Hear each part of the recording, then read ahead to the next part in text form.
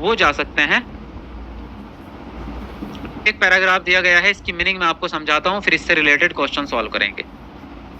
Are locality was predominantly मुस्लिम, यानी हमारी जो कॉलोनी थी जहां हम रहते थे, हमारा गांव, वहां पे मुस्लिम लोग ज्यादा रहते थे, है ना।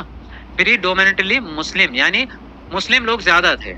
But there were quite a few Hindu families too, लेकिन वहां पर जो है कुछ हिंदू परिवार भी रहते थे उसी गांव में, उसी जगह पे, कॉलोनी में हमारी। Living amicably with their Muslim neighbours, और हम उनके साथ में मतलब बहुत स्नेहपूर्ण और एक दूसरे के साथ में कैसे रहते थे, मिलजुल कर रहते थे, है ना। मिलजुल कर रहते थे, प्यार मोहब्बत से सब लोग सहभागिता से रह रहे थे। There was a very old mosque in our locality, यानी हमारे हमारे नजदीक जो थी, क्या थी, एक मस्जिद थी, पुरानी मस्जिद, एक मस्जिद थी। Where my father would take me for every evening prayers, यानी कि मेरे जो पिताजी थे मुझे वहां पे नमाज पढ़ने के लिए ले जाते थे शाम के समय पे। रोज शाम के समय पे क्या करते थे मेरे पिताजी, मुझे क्या करते थे, वहां पर ले जाते थे, है ना। I had not the faintest idea of the meaning of the Arabic prayers chanted, यानी वहां पर जो अरबी में दुआ होती थी, वहां पे जो हम नमाज पढ़ते थे और जो दुआएं होती थी वो अरबी भाषा में होती थी, तो मुझे उसका एग्जैक्ट मीनिंग नहीं पता था, है ना। मुझे उसके मीनिंग तो नहीं पता थे, लेकिन but I was totally convinced that they reach God, यानी मुझे इस बात का पूरा पूरा यकीन था कि वो जो दुआएं हैं वो अल्लाह के पास में, गॉड के पास में पहुंच रही हैं। मुझे उनका मीनिंग नहीं पता, लेकिन मुझे इस बात का पूरा विश्वास है कि जो हम पढ़ते हैं, जो वहां पे प्रे करते हैं, वो वहां तक ऊपर पहुंचती है, इतना उसको कंफर्म था। अब देखो आगे क्या कह रहे हैं। When my father came out of the mosque, यानी जैसे ही हम नमाज पढ़ के मस्जिद से बाहर निकलते थे मेरे पापा, तो क्या होता था, जैसे ही मस्जिद से बाहर निकलते थे, people of different religions would be sitting outside waiting for him, यानी कि विभिन्न धर्मों के लोग उनका इंतजार करते थे बाहर मस्जिद के। अलग अलग धर्मों के लोग, केवल मुस्लिम नहीं, अलग अलग धर्मों के लोग उनका इंतजार करते थे मस्जिद के सामने। क्यों करते थे वो भी पता चलेगा। डिफरेंट रिलीजियस, इसको मैं अंडरलाइन कर लेता हूं ताकि हमें क्वेश्चंस को ढूंढने में आसानी होगी। देखो, many of them offered bowls of water to my father who would dip his finger tips in them and say a prayer. उनमें से बहुत सारे लोग जो है एक कटोरी लिए रहते थे, उसके अंदर पानी होता था, और मेरे पापा क्या करते थे, उसमें अपनी एक फिंगर डालते थे और कुछ दुआ पढ़ते थे, कुछ बोलते थे, कुछ मंत्र, कुछ आयतें इस प्रकार से बोलते थे। उस पानी पर जो है क्या करते थे, उस पानी पर कुछ पढ़ते थे। फिर क्या होता था, this water was then carried home for invalids, यानी कि वो जो लोग थे वो उस पानी को अपने घर ले जाते थे विकलांग या बीमार लोगों के लिए, अपाहिज लोगों के लिए। वो जो मस्जिद के सामने लोग वेट कर रहे हैं पानी पढ़वाने के लिए, वो अपने घर में जो उनके बीमार लोग हैं उनके लिए ले जाते थे। यहाँ तक की बातें समझ में आ गई है? यस लिखो कमेंट में, एक बार बताओ यहाँ तक की मीनिंग आपको। I also remember people visiting our home to offer thanks after being cured, यानी कि मुझे बिल्कुल याद है कि वही लोग जो है हमारे घर पे आते थे मेरे पिताजी को शुक्रिया बोलने के लिए जब उनकी बीमारी ठीक हो जाती थी। क्योर्ड यानी उपचार के बाद में, ठीक हो जाने के बाद थैंक यू बोलने हमारे घर आया करते थे वो लोग। My father always smiled and asked them to thank Allah the benevolent and merciful, यानी कि वो कह रहे हैं कि मेरे पिताजी मुस्कुराते थे और उनसे कहते थे कि मुझे थैंक यू मत बोलो, थैंक यू आप अल्लाह को बोलो, जो कि बहुत ही बड़ा, जो क्या है, दयाना, वो क्या कह रहे हैं उसको, इसको क्या कहेंगे, बेनिवलेंट बोलते हैं उसको, परोपकारी, जो सब पे दया बनाए रखे उसको कहते हैं। और मर्सीफुल मतलब ताकतवर, जो सबसे बड़ा है। The high priest of Rameswaram temple, यानी कि जो हमारा यहाँ पे वो रामेश्वरम मंदिर भी था पास में। पंडित लक्ष्मण सत्य was a very close friend of my father, यानी कि मेरे पिताजी के बहुत ही क्लोज फ्रेंड थे जो पंडित थे वहां पे रामेश्वरम मंदिर में, वो मेरे पिताजी के बहुत ही घने दोस्त थे। One of the most vivid memories of my early childhood is of the two men, यानी कि मेरे बचपन की ज्यादातर जो मेमोरी है वो इन दोनों लोगों के बीच में ही है, मेरे पिताजी के और मेरे पिताजी के जो दोस्त हैं इन दोनों के साथ में मेरा बचपन बीता है। फिर catch in his traditional attire discharging spiritual matters, यानी कि ट्रेडिशनल बातें होती थी और सब जो है धार्मिकता टाइप की जो है मैंने बचपन से धार्मिक रूप की बातें सुनी है, वो सब चीजें कहने की कोशिश कर रहा है। ठीक है, यहाँ तक की बातें समझ में आ गई है। अब आगे देखो, When I was old enough to ask question, जब मैं इतना बड़ा हो गया कि मैं प्रश्न कर सकता था, I asked my father about the relevance of the prayer. जब मैं इतना बड़ा हो गया कि मैं प्रश्न पूछने लायक हो गया तो मैंने अपने पिता से पूछा कि दुआ मांगने का आखिर कारण क्या है, क्या सत्य है इसके पीछे, क्यों दुआ मांगते हैं हम। माई फादर टोल्ड मी, मेरे पिताजी ने मुझसे कहा, there was nothing mysterious about prayer, कुछ भी संदेह युक्त नहीं है, कुछ भी जो है मिस्टीरियस नहीं है, कुछ भी छुपा नहीं है प्रेयर के बारे में।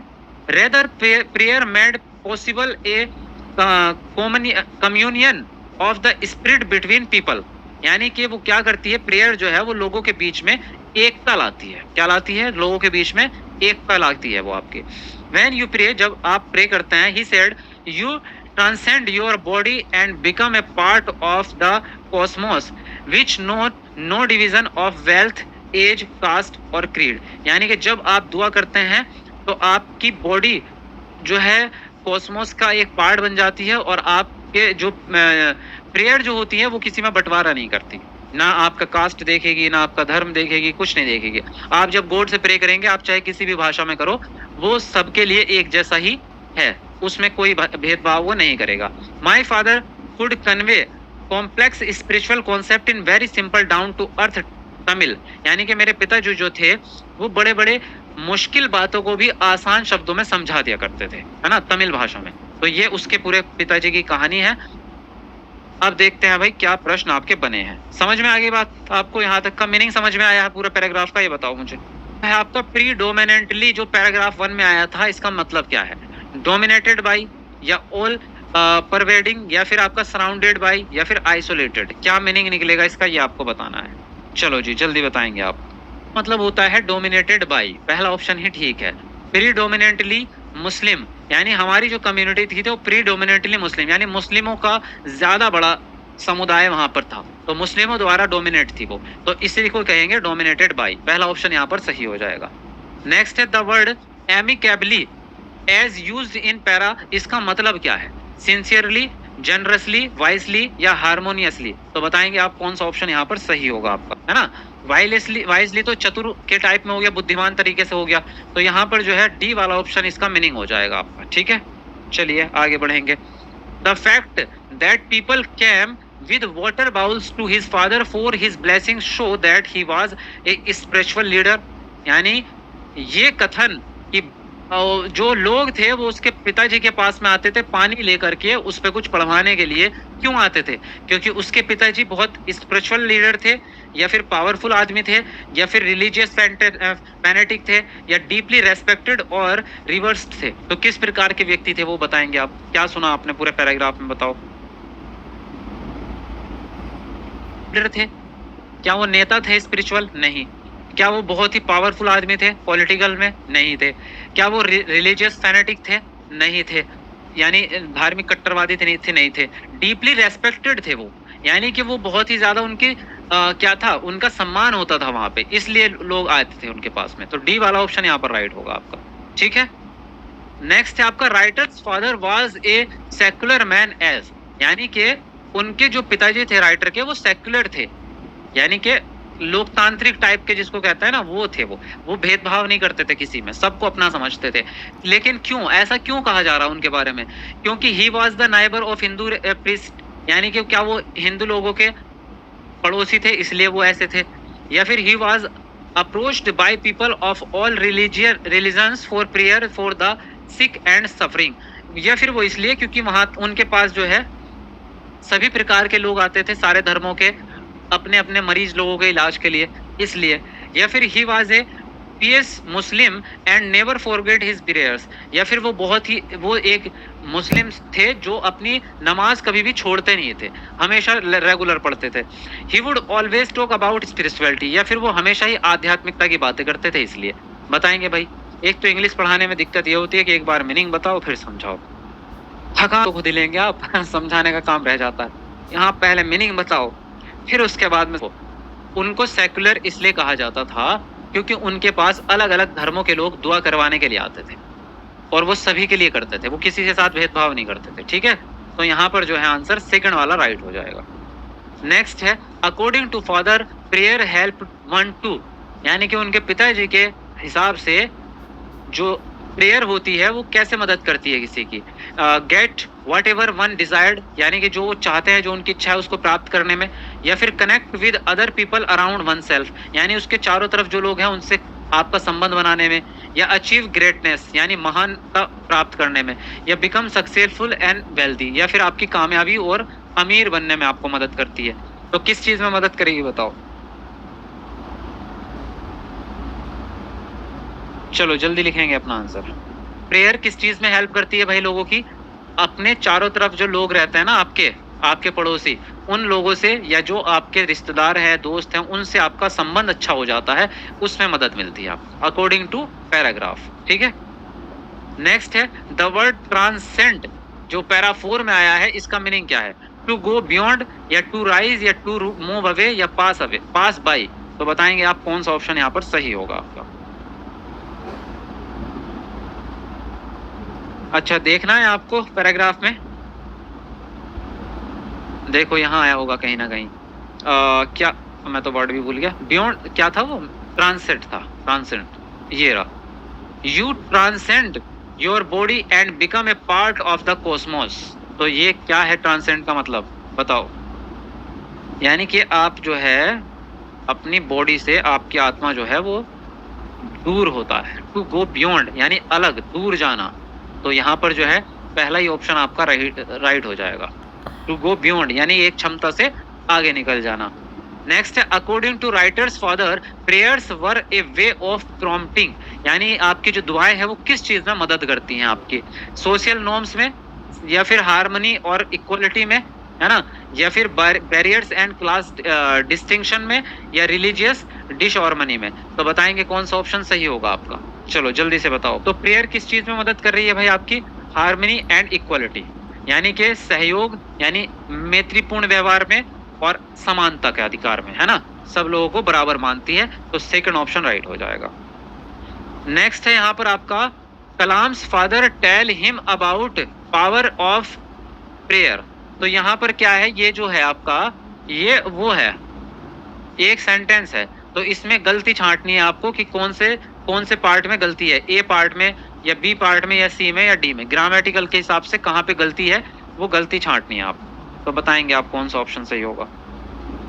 जो गलती होगी ना वो होगी आपके बी वाले पार्ट में, ऑप्शन बी। कैसे होगी? Kalam's father told him, Kalam के पापा ने उनको बताया है, किस बारे में? प्रेयर की ताकत क्या होती है उसके बारे में बताया था। और जब बताया था आता है तो सेकंड फॉर्म लगती है। ठीक है, तो टेल नहीं टोल्ड आना चाहिए था, टोल्ड हिम, यानी सेकंड फॉर्म आनी चाहिए थी, क्योंकि पास्ट टेंस की बात कर रहे थे वो। ठीक है, चलिए आगे देखते हैं। अब एक पैराग्राफ और है तो भी और कर लेते हैं, क्योंकि 2 ही पैराग्राफ आपके आएंगे पेपर में। देखो यहाँ पर हमने कल जो लास्ट क्लास की थी वहां पे हमने एक वो पढ़ी थी, एक पैराग्राफ मैं आपको शॉर्टकट में बताता हूँ, उससे रिलेट करेंगे इसको। वो हमने पढ़ा था कि एक लेडी थी जो बस में, ट्रेन में सफर करा करती थी, और वो क्या करती थी, ट्रेन में सफर जब करती थी तो वो अपना फोन चलाया करती थी रोज। लेकिन वो वहां पे, वो एक बिजनेसमैन भी थी जो लोगों से डील करती थी और घर पे अपना बच्चों को भी देखना होता था। तो उसने क्या किया था, ट्रेन में थैंक यू नोट लिखना स्टार्ट कर दिया था अपने समय को बचाने के लिए और उस समय का सही उपयोग करने के लिए। जितने भी लोग उसके दैनिक जीवन में थे वो सभी को थैंक यू लिखा करती थी और नोट लिखा करती थी उनको भेजने के लिए। तो उससे क्या होता था, सभी लोगों के दिलों में वो जो है एक अच्छी इंसान बन गई थी, यानी कि ये बड़ी अच्छी इंसान है वो। तो उसी से रिलेटेड वो कहानी आगे बढ़ाई है उन्होंने इस पैराग्राफ में। देखो, after handing the first batch of thank you note to my neighbours, यानी कि जब मैंने एक बैच पूरा कर लिया अपने पड़ोसियों को थैंक यू लिखते हुए, कि मैं उनको थैंक यू लिखती थी, I spent a few days trying to remember times, मैंने कुछ दिन बिताए उन दिनों को याद करते हुए, when other neighbours had done something nice for me, जब मेरे पड़ोसियों ने मेरे लिए कुछ अच्छा किया था। तो मैं कुछ दिन तक उस बारे में ही सोचती रही कि मेरे पड़ोसियों ने मेरे बारे में क्या क्या अच्छा किया है ना, something nice to me, for me. And finally now I started noticing different acts of kindness that were happening in real time. फिर मैंने जो है फाइनली मैंने नोटिस करना स्टार्ट किया, ये देखा मैंने कि कितना जो है जो काइंडनेस है, काइंडनेस मतलब दयालुता, हमारे चारों तरफ, मेरे चारों तरफ जो दयालुता है उसके कितने प्रकार हैं, मतलब लोग किस किस तरह से जो है लोग एक मेरी मदद करते हैं। मैंने इस बारे में नोटिस किया कि मेरी लोग किस तरह से मदद करते हैं। अब देखो किस तरह से करते हैं, यहाँ पे लिखा इसने, there was the driver who had waited for me as I bolted down the street to catch his shuttle bus। यानी कि एक ड्राइवर था तो उसने मेरा इंतजार किया कि मैं जो है क्या लिखा था इसने, I bolted down the street to catch the, यानी कि जब मैं उससे सड़क से उतरी और सड़क पार करके उसकी बस के पास आई और बस में बैठने के लिए, तब तक ड्राइवर अपनी बस को रोक के खड़ा रहा। तो उसने मेरे लिए मदद की ना, वो चाहता तो वो भाग जाता बस को लेके, वो मेरा वेट ही नहीं करता तो मेरी बस छूटती, फिर मुझे दूसरी बस का इंतजार करना पड़ता। ऐसा आप लोगों के साथ में भी बहुत बार हुआ होगा कि बस वाला बेचारा इंतजार करता है, अरे आ जाओ कोई बात नहीं, खड़े हैं। आप जैसे 10-100 मीटर दूर रहते हैं, ऐसे हाथ हिला देते हैं मेरे लिए रुक जाना, ऐसे होता है। तो वो अच्छा ही है ना, वो आपके लिए कितना अच्छा आदमी है। तो वो याद कर रही है कि एक बस वाले ने मेरे लिए रुका है। फिर दूसरी चीज उसने क्या की, देयर वाज ए कैशियर, एक कैशियर था एट अ सुपरमार्केट होती है जहाँ पे खाने पीने की चीजें मिलती हैं, घर का सामान मिलता है, तो वो एक दुकान जैसी होती है। वहां पे एक कैशियर था, हु चेस्ड मी, जिसने मेरा पीछा किया, with a bag of grocery, सामान के एक थैले के साथ में, आई हैड लेफ्ट बिहाइंड, जो कि मैं दुकान में भूल के आ गई थी। यानी कि जब वो शॉपिंग करने गई थी तो वो वहीं पे अपना थैला भूल के आ गई जो सामान खरीदा। तो उसका जो कैशियर था, जो पैसे लेता था, अकाउंटेंट, वो अब सामान लेके उसके पीछे भागा आ रहा था सड़क पे कि मैडम आपका सामान छूट गया। तो वो याद कर रही है इन बातों को, लोग कितने अच्छे हैं, कितनी मदद करते हैं लोग मेरी। समझ में आ रही है मीनिंग इसकी? कमेंट में बताते रहो, तभी याद होता है जब कॉन्सेप्ट समझते हैं। अब फिर आगे क्या सोच रही है, one the day I deliver my thank you note to the cashier और सुपरमार्केट। फिर एक दिन उसने क्या किया, उस सुपरमार्केट वाले व्यक्ति को भी थैंक यू लिखा उसने, है ना। माई मदर, अपनी मम्मी को लिखा, मदर इन लॉ को लिखा, अपनी सासू को भी लिखा। लोइस ड्रॉप्ड ऑफ वीक्स, ये लोइस कौन है भाई, Lois dropped off a week's worth of food. अच्छा, at first I thought Louis is not technically a neighbour. अच्छा, नाइबर था लोइस जो था उसका, वो पड़ोसी था। तो उसने कहा टेक्निकली वो पड़ोसी तो नहीं है, but if I was going to thank grocer Pete off for the minutes of his time, यानी कि I was going to thank, उसको थैंक करना चाह रही है ग्रोसर। अच्छा, ये पेटे जो था ये दुकान वाला था, ये जो ग्रोसर यानी कि जहाँ पे वो सामान लेने गई थी ना, वो जो वहां पे सुपरमार्केट में, उस आदमी का नाम है पैटी, उसका नाम है पैटी। तो उसके लिए 30 मिनट्स का टाइम निकाल के वो लिख रही है, I needed to acknowledge Louise for hours of here. तो ये तो हो गई बात उसकी, ठीक है। अब आगे देखेंगे, आगे बोल रहा है, similarly in the ensuing month I wrote note for the friends, यानी कि उसने किसके बारे में लिखे, दोस्तों के बारे में थैंक यू नोट लिखे, डॉक्टर को भी लिखा, कैरियर मॉनिटर्स को भी लिखा, यानी कि जो उसके बारे में बताता था कि कैसे उसको काम करना है, पेरेंटिंग रोल मॉडल्स, यानी कि जो माता पिता के रोल मॉडल्स थे उसके लिए, माता पिता जैसे उसके लिए। I also dashed off missives to my husband's, यानी कि अपने पति के लिए भी लिखा उसने, जैक, उसके पति का नाम है Jack. As well as my siblings, यानी अपने भाई बहनों को भी लिखा, इन लॉज को भी लिखा, जो भाभी हैं या फिर जो आपके जो और होते हैं ससुराल में, पेरेंट्स को भी लिखा उसने। And I found that doing so changed the fundamental dynamics of these relationships in small, यानी कि मैंने देखा बट इम्पैक्टफुल वेज। तो तब उसने आउट जो सीखी है कि इसको जो है ये come over the writer while the thank you note was that she, अच्छा काम था। फिर तारीफ करने लायक है, बड़ाई करने लायक है, और feel fully appreciated by other people, दूसरे लोगों की तरफ से भी, जब मैंने उनको थैंक यू नोट लिखा उनकी तरफ से भी अप्रिशिएट किया गया इसको कि ये अच्छा काम था। फिर अब देखो, ये तो आपका पैराग्राफ हो गया। अब देखते हैं इससे क्या बनता है भाई प्रश्न। The change that come over the writer while the thank you note was that she started, क्या बदलाव आया भाई राइटर ने जब थैंक यू नोट लिखने स्टार्ट किए, तो क्या बदलाव आया? गेटिंग न्यू आइडियाज, यानी नए नए आइडियाज उसको आए, या becoming more aware of the kind behaviour of people, यानी कि उसको पता चला, अवेयर हुई वो कि लोग कितने ज्यादा काइंड है, दयालु हैं। बिकमिंग ए काइंडर पर्सन, यानी कि वो पहले से ज्यादा दयालु हो गई। या फिर learning new way of communicating with people, या उसके बात करने का तरीका जो है वो नया हो गया, नए तरीके से लोगों से बात करने लग गई। तो बताएंगे जरा कौन सा ऑप्शन यहाँ पर सही लगता है आपको।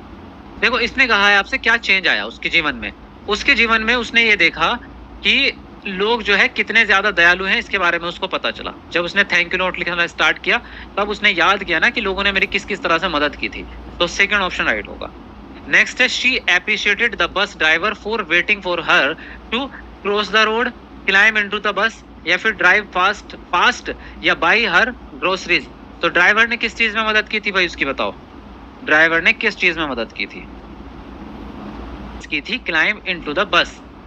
उसका इंतजार किया था किस चीज के लिए? बस में चढ़ने के लिए इंतजार किया था। सेकंड ऑप्शन राइट होगा। नेक्स्ट है the cashier at the supermarket rain after her because she had, super market का जो कैशियर था उसके पीछे क्यों भागा था? क्या छोड़ दिया था उसने? Yes she had not paid him, यानी उसने पैसे नहीं दिए थे उसको, या नॉट टेकन द चेंज, या छुट्टा पैसा लेना भूल गई थी वो, या लिफ्टेड सम ऑब्जेक्ट्स। चलो जल्दी लिखो अपना आंसर, यहाँ पर आपका राइट होगा।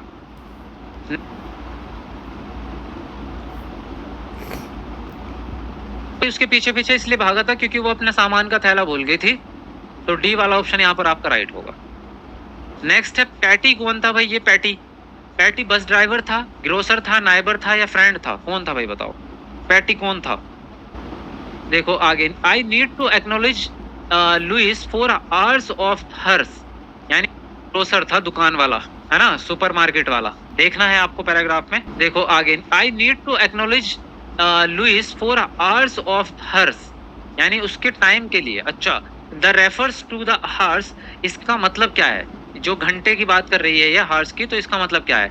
Spend by Louise to travel to the writer's house, यानी कि लुइस के द्वारा जो है घंटे बिताए गए थे ट्रेवल के लिए राइटर के घर पहुंचने के लिए। या फिर Louise had spend planning the menu for her, यानी कि लुइस ने क्या किया था? अपनी प्लानिंग के लिए जो है टाइम स्पेंड किया, मेन्यू के लिए, सॉरी, मेन्यू की प्लानिंग करने के लिए। या Louise had spend cooking the dishes, खाना बनाने के लिए, उसके लिए खाना बनाने के लिए क्या किया था उसने? टाइम दिया था। या फिर Louise had spend thinking of for her, या लुइस जो है उसके बारे में सोचते हुए उसने टाइम स्पेंड किया था। क्या किया भाई लुइस ने उसके लिए, बताओ।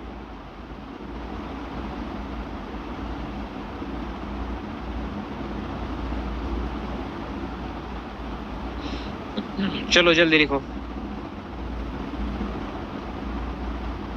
देखो जी, इसमें अगर हम कहें तो लुइस ने क्या किया था? उसके लिए खाना बनाया था, खाना बनाने में उसका टाइम निकाला था उसने, इसीलिए उसने उसको थैंक यू करने के लिए, थैंक यू नोट के लिए सोचा उसने।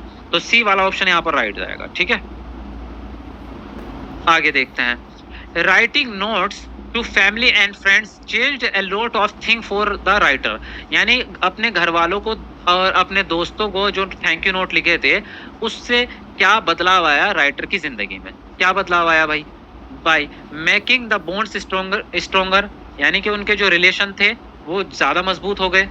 या making her appreciated others and be appreciated by them, यानी कि उसको जो है दूसरों की तारीफ करने के लिए वो उसके मन में ख्याल आया ऐसा, उसको जो है ऐसा बनाया उसके थैंक यू नोट ने कि वो उनकी तारीफ कर सके दूसरों की, और दूसरे लोग उसकी तारीफ कर सकें।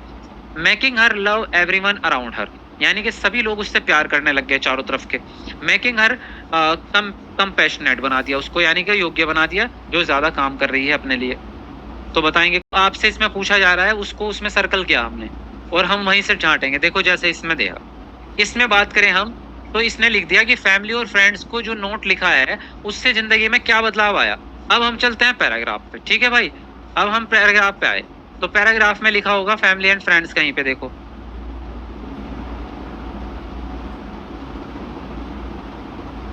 तो देखो यहाँ पे आएगा I found doing changes fundamental relationships, I was smoothing, यहाँ पे ये रहा देखो। इट इज पावरफुल और आगे लिखा I learn to fully appreciated and feel fully appreciated by people closest to me. जो मेरे आसपास लोग थे वो उनके द्वारा एप्रिशिएट किया गया और मेरी तरफ से भी एप्रिशिएट किया गया। तो ये हुआ था जब उसने सबके बारे में क्या लिखा, थैंक यू नोट लिखा। अब ये देख लो जाके वहां पे आपके प्रश्न में। अब आप अपने प्रश्न में आते हैं, making her appreciated others and appreciated bye them. आपको एज इट इज मिल जाएगा आपका आंसर, कुछ भी अलग नहीं है। अगर आपको मतलब भी समझ नहीं आ रहा ना इसका तो भी कोई दिक्कत नहीं है। मतलब भी समझ नहीं आया ना, एक चीज समझनी है बस, क्या यहाँ पर नोट है या नहीं है, बस ये पहचान करनी है। इस पैराग्राफ में नोट होगा तो यहाँ भी होना चाहिए, यहाँ नहीं है तो पैराग्राफ में भी नहीं होना चाहिए। अगर एक जगह नोट है एक जगह नहीं है इसका मतलब आप उल्टा कर दोगे फिर मामले को। तो बस ये पहचानना था आपको, और क्या। इसमें बताओ कौन सी दिक्कत लगी आपको। आगे देखो, the driver waited while I bolted down the street। The underline word जो है आपका in this sentence an example of, ये वाला जो वर्ड है वो क्या है आपका, प्रीपोजिशन है, प्रोनाउन है, कंजक्शन है या वर्ब है, क्या है बताओ ये वर्ड। जल्दी लिखो अपना आंसर है, और एक पोयम होती है, ये दो ही। जल्दी लिखो। तो ये जो वर्ड है ना ये क्या है, कंजक्शन है। कंजक्शन ऐसे वर्ड होते हैं जो दो बातों को एक जगह मिला देते हैं। हिंदी में समझा दूं, इंग्लिश में समझ नहीं आ रहा तो जैसे वो आता है ना, मैं खड़ी हो गई जब ट्रेन आई, मैं खड़ी हो गई जब ट्रेन आई। तो दो सेंटेंस है देखो इसमें, एक सेंटेंस तो मैं खड़ी हो गई और एक है आपका ट्रेन आई। अब इन दोनों को एक जगह जोड़ने का काम कौन कर रहा है, जब। तो जब क्या है यहाँ पे, कंजक्शन है, same to same. Driver waited, driver ने वेट किया जब मैं सड़क पार कर रही थी। तो ये जो है बीच का जो वर्ड आता है ये कंजक्शन होता है आपका, ठीक है। अब देखो ये पेडागोजी है आपकी, English pedagogy, same to same Hindi की पेडागोजी है। इतना सा भी कॉन्सेप्ट नहीं बदलेगा, केवल मीनिंग पता होनी चाहिए। अगर आपने मीनिंग पहचान ली तो आप आंसर कर जाएंगे इसका। देखो, Khalistan is based on the way children learns languages, यानी इनमें से कौन सा है इस जो कि बच्चों की जब बच्चे भाषा सीखते हैं, भाषा सीखने के तरीके के ऊपर, बच्चों के भाषा सीखने के तरीके पर कौन सा आधारित है, ग्रामर ट्रांसलेशन या कम्युनिकेटिव लैंग्वेज टीचिंग या फिर स्ट्रक्चरल अप्रोच या फिर रोल प्लेइंग मेथड। तो कौन सा होगा बताओ यहाँ पर। The way children learn languages, यानी कि ऐसा तरीका जहां बच्चे भाषा सीखते हैं। तो ग्रामर नहीं आएगा, ये तो अनुवाद हो जाएगा। कम्युनिकेटिव आएगा क्योंकि कम्युनिकेटिंग वाला हो जाता है संप्रेषणात्मक उपागम। कौन सा, संप्रेषणात्मक उपागम, यानी बच्चे बात कर रहे हो उस सब, ऐसा टीचिंग स्टाइल आपका जिसमें बच्चे ही बात कर रहे हो। तो बातचीत बच्चे करेंगे तो वे हो जाएगा, वे कौन सा, बच्चों के सीखने का तरीका इसमें शामिल हो जाएगा। स्ट्रक्चर जो होता है ये आपका ग्रामेटिकल होता है आपका। क्यों होता है, क्योंकि स्ट्रक्चर मतलब संरचना, तो संरचना व्याकरण में ही आएगी आपकी। रोल प्ले होता है आपका कौन सा, जब आप नाटक कर रहे हो, भूमिका निभा रहे हो। चलिए नेक्स्ट पे आते हैं। Khalistan is an important early reading skills in all students. प्रारंभिक साक्षरता, अर्ली रीडिंग साक्षरता नहीं कहेंगे तो प्रारंभिक पठन कह सकते हो। कौन सा है इनमें से, फोनोलॉजिकल अवेयरनेस, मॉर्फोलॉजिकल, ग्राफोलॉजिकल या ग्रामर, कौन सी अवेयरनेस आएगी प्रारंभिक साक्षरता में, जल्दी बताओ। लिखो फटाफट से अपना आंसर।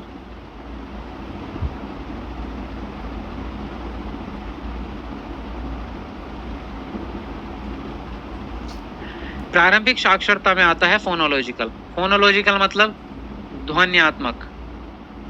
आप सबको पता है सबसे पहला काम क्या करेगा बच्चा, ध्वनि को पहचानने का काम करेगा। मॉर्फोलॉजी, ग्राफोलॉजी, ग्रामर, ये सब बात की बातें हैं। ये सब स्ट्रक्चर देखना, वाक्य विन्यास देखना, ये सब बात की चीजें हैं। सबसे पहले ध्वनि की पहचान करेगा बच्चा, तभी पढ़ना सीखेगा। फर्स्ट ऑप्शन आपका राइट जाएगा। नेक्स्ट है, बिफोर बिगिनिंग ए लेसन, लैंग्वेज लेसन, निधि डिस्कस, यानी कि भाषा के एक पार्ट को शुरू करने से पहले निधि कौन है, टीचर है। Nidhi discusses the meaning and context of the new words that the student would encounter in the text. यानी कि निधि एक टीचर है, वो क्या करती है, लेसन को शुरू करने से पहले बच्चों के साथ में डिस्कशन करती है और कॉन्टेक्स्ट यानी कि संदर्भ में शब्दों का मीनिंग बताती है और जो उसके उसमें आने वाले हैं, पाठ में जो शब्द आने वाले हैं ना, उसके बारे में क्या कर रही है, डिस्कशन कर रही है। तो निधि क्या कर रही है, निधि कौन सा तरीका अपना रही है, क्या कर रही है?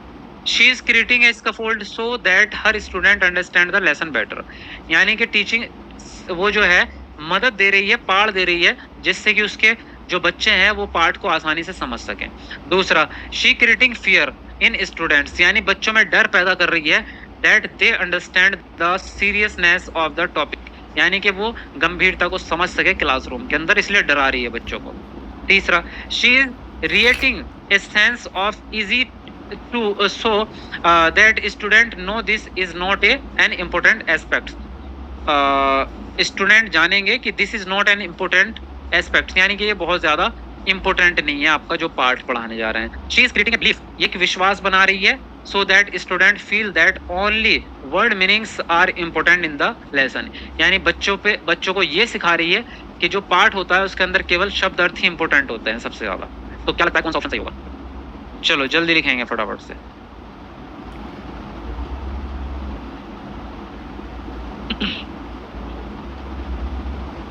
देखो जी, इसमें अगर हम बात करें तो यहाँ पे साफ सुथरा दिख रहा है कि टीचर क्या कर रही है, पाठ को पढ़ाने से पहले जो डिस्कशन कर रही है उससे क्या होगा, बच्चों को एक मदद मिल जाएगी जिससे बच्चे उसके चैप्टर को आसानी से समझ पाएंगे बेहतर तरीके से। डर नहीं पैदा कर रही है, ये नहीं सिखा रही है कि इम्पोर्टेंट नहीं है आपका टॉपिक, और ये भी नहीं सिखा रही वो कि केवल शब्द अर्थ ही यानी वर्ड मीनिंग्स ही सबसे ज्यादा इंपॉर्टेंट होते हैं। अब बोला नहीं जा रहा यार, अब दिमाग खराब हो रहा है, लग रहा है बीमार ना हो जाऊं।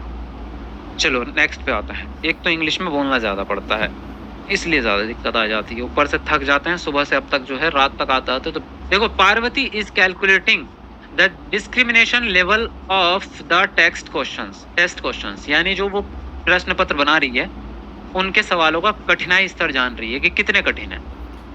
In one of her questions she notices the discrimination level has a value of 18%, यानी कि एक क्वेश्चन ऐसा है जिसकी कठिनता का स्तर 18% है। तो what should Parvati do to the item, यानी उसके उस प्रश्न को लेकर के क्या करना चाहिए पार्वती को।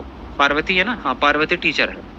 The item should be kept in the test, यानी कि उस प्रश्न को रख देना चाहिए उसके परीक्षा में, या फिर item should be discarded from the test, यानी उसको टेस्ट से बाहर निकाल देना चाहिए।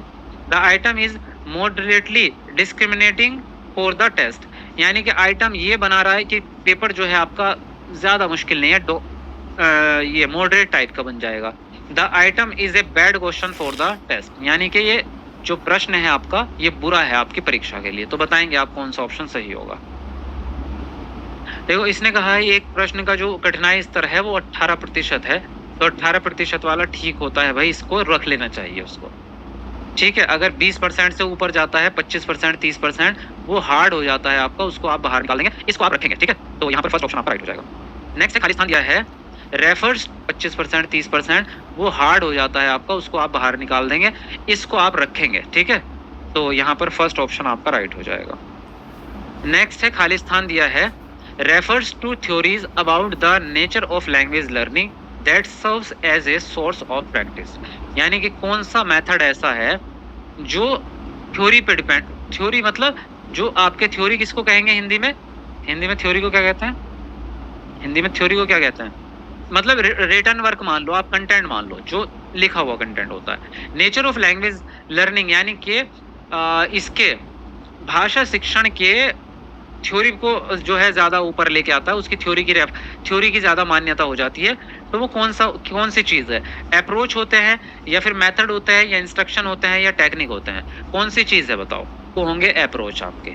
अप्रोच ही ऐसे होते हैं जो लैंग्वेज लर्निंग की थ्योरी पे डिपेंड होते हैं और लैंग्वेज लर्निंग के नेचर को भी बताते हैं। मेथड जो होता है, मेथड केवल किसी काम को करने का तरीका होता है, पहुंच नहीं होती, पूरे सिखाने का एक पूरा बड़ा, मतलब ये छोटी चीज़ है, बड़ी चीज़ अप्रोच है। मेथड सिर्फ एक काम करने का तरीका है कि मैं लिख के सीखूं या पढ़ के सीखूं, बस तरीका है आपका कि मैं बैठ के पढ़ाई करूं या नीचे या चेयर पे बैठ के पढ़ाई करूं, ये मेथड है। अप्रोच क्या है, आपको पढ़ना ही है और ये पूरा सिलेबस खत्म करना ही है, तभी एग्जाम पास होगा। अप्रोच बड़ी चीज़ है। ठीक है, मेथड और टेक्निक तो एक ही चीज़ होती है, पहला ऑप्शन राइट हो जाएगा। डायरेक्ट मेथड में in the direct method teachers are, teacher क्या करता है, बताओ इसका आंसर क्या होगा। मुझे लगता है अब इंग्लिश आप पढ़ लेंगे। चलो मेथड, प्रत्यक्ष मेथड में, प्रत्यक्ष मेथड हिंदी में पढ़ा ना, प्रत्यक्ष मेथड में मातृभाषा की जरूरत नहीं पड़ती, सबको पता है, डायरेक्ट सीखा जाता है। Allowed to use some elements of the native language, तो क्या एक मिनट रुको, मतलब मातृभाषा का नेटिव लैंग्वेज के एलिमेंट्स को यूज करने के लिए टीचर्स अलाउड करेगा, नहीं करेगा। Not allowed to use any native language at all, direct method में आपकी जरूरत नहीं होती। Allowed to explain using native language, यानी कि मातृभाषा को एक्सप्लेन करने के लिए, एक्सप्लेनेशन नहीं चाहिए। ग्रामर एक्सरसाइज होंगी, मतलब not allowed to give grammar exercises, grammar exercise को करने के लिए ग्रामर की जरूरत पड़ेगी, नहीं पड़ेगी, वैसे नहीं पड़ेगी, लेकिन हमारा जो आंसर मिला है वो सेकंड ऑप्शन ही राइट जाएगा, क्योंकि डायरेक्ट मेथड में आपका मातृभाषा का इस्तेमाल होता नहीं है ना, तो यहाँ पर जो है बी ऑप्शन ही राइट जाएगा आपका। नेक्स्ट है ड्यूरिंग द WW2, यानी कि वर्ल्ड वॉर सेकंड, विश्व युद्ध द्वितीय विश्व युद्ध में कौन सा मेथड था जो अमेरिकन सोल्जर्स के द्वारा इस्तेमाल किया गया था अदर सोल्जर्स को सिखाने के लिए। फॉरेन जो बाहर के जो उन्होंने अपनी फौज में भर्ती किए थे दूसरे देश के लोग, उनको इंग्लिश सिखाने का कौन सा तरीका था? कम्युनिकेटिव तरीका था, स्ट्रक्चरल था, ऑडियो लिंग्वल था या डायरेक्ट था? तो बताएंगे आप कौन सा ऑप्शन सही होगा।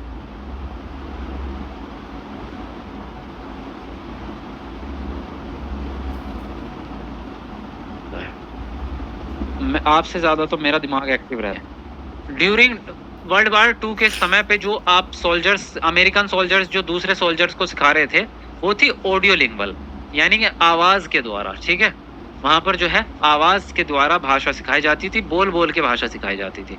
ठीक है, रट करके कह सकते हो, रट करके सिखाई जाती थी। तो यहाँ पे सेकंड ऑप्शन राइट होगा।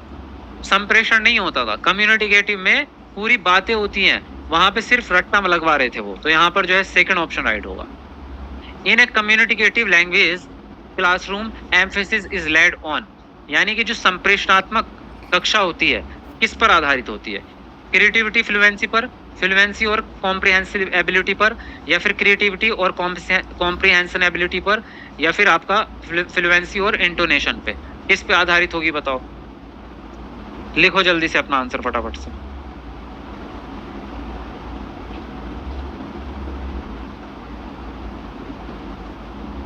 देखो, जब बात कर रहे हैं कम्युनिकेशन की, तो कम्युनिकेशन जो आधारित होती है वो फ्लुएंसी और कॉम्प्रिहेंशन पे डिपेंड करेगी, यानी आपका बोलना तो इसमें हो जाएगा और समझना इसमें हो जाएगा। फ्लुएंसी मतलब बोलना और समझना, कॉम्प्रिहेंशन मतलब समझना। तो जब तक आप बात समझोगे नहीं तो तब तक बोलोगे कैसे? तो आपका जो आंसर राइट है वो आपका सेकंड ऑप्शन हो जाएगा। नेक्स्ट है emergent literacy deals with, emergent literacy बोलते हैं प्रारंभिक साक्षरता को। ठीक है, तो बताओ प्रारंभिक साक्षरता के बारे में कौन सा कथन सही जाएगा आपका? चलो जल्दी बताओ।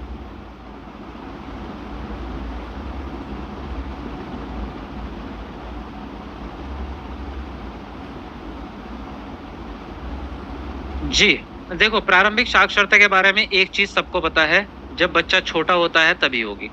2 से 4 साल का बच्चा होगा, 6-7 साल के बच्चा होगा तब प्रारंभिक साक्षरता होती है, बच्चा अक्षरों की पहचान करना सीखता है। Reading and writing in early years of the student, बस काम खत्म हो जाता है। मिडिल स्कूल में सीखेंगे क्या? सीनियर स्कूल में सीखोगे क्या? कॉलेज में सीखोगे क्या? नहीं, बचपन में सीखोगे, प्राइमरी से भी पहले ही प्री स्कूल में सीख जाओगे। नेक्स्ट है, अरे बड़ा लंबा चौड़ा आ गया यार, फिर दिमाग खराब करेगा मेरा ये। In a classroom a teacher is providing the student a text, यानी कि एक लैंग्वेज की भाषा में कुछ टेक्स्ट देता है टीचर बच्चों को और उनसे पूछता है make prediction of the basis of pictures, यानी कि फोटो को दिखा करके, पिक्चर को दिखा के उनसे अनुमान लगाने के लिए कहता है। ठीक, headings and quotes of the text, pictures दिखा के, हेडिंग दिखा के, टेक्स्ट दिखा के अनुमान लगाने के लिए कहता है। Then read the text to check those predictions, उसके बाद में अब अपने उनके जो अनुमान उन्होंने लगाए हैं उसको चेक करने के लिए अब पढ़ा जाएगा उसको, टेक्स्ट को। पढ़ने के बाद इंस्ट्रक्शन देती है teacher, raise questions if they have any doubts, अब जो है उनसे पूछती है कि अब बताओ आपके कोई डाउट्स रह गए हैं तो अब बताओ, उनको क्वेश्चंस पूछो। एंड फिर जो है उनको क्लैरिफाई कर देती है, क्वेश्चंस के आंसर बता देती है जो डाउट होते हैं। In the end the teacher allow them to summarise whatever they have understood, यानी कि जो कुछ भी उन्होंने पढ़ा है उसका सारांश बनाने के लिए कहती है। तो टीचर क्या कर रही है बताओ, इंटेंसिव टीचिंग कर रही है, एक्सटेंसिव कर रही है, रेसिप्रोकल कर रही है, या ओरिएंटेड कर रही है? तो बताएंगे आप कौन सा ऑप्शन सही होगा।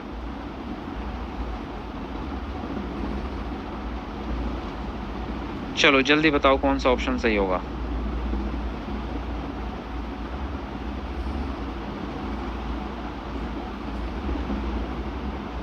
हाँ जी, मिला। एसएसटी के लिए आप थ्योरी क्लास कराएंगे भाई, थ्योरी भी कराएंगे। अब देखो क्या पूछा आपसे, इसमें अगर मैं साफ सुथरा देखें आपको इतना सारा कुछ हो रहा है, बच्चे ग्रुप में काम कर रहे हैं। देखो बच्चे ग्रुप में काम कर रहे हैं, उनसे प्रेडिक्शन कराया जा रहा है, सब चीजें कराए, मतलब टोटल मिला के बच्चे पूरी तरह से एक्टिव हैं।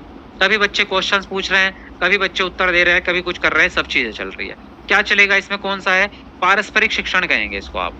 इंटेंसिव रीडिंग तो होगी जो संगीन हो जाएगी एकदम, एक्सटेंसिव होगी विस्तृत वाली जिसमें लंबे पाठ पढ़ा दिए जाते हैं, ओरिएंटेड भी नहीं होगी, रेसिप्रोकल होगी, इसको हिंदी में कहते हैं पारस्परिक शिक्षण, जिसमें पारस्परिक जिसमें क्या हो जाता है, बच्चे भी शामिल हो जाएंगे, तो उसको पारस्परिक कहेंगे।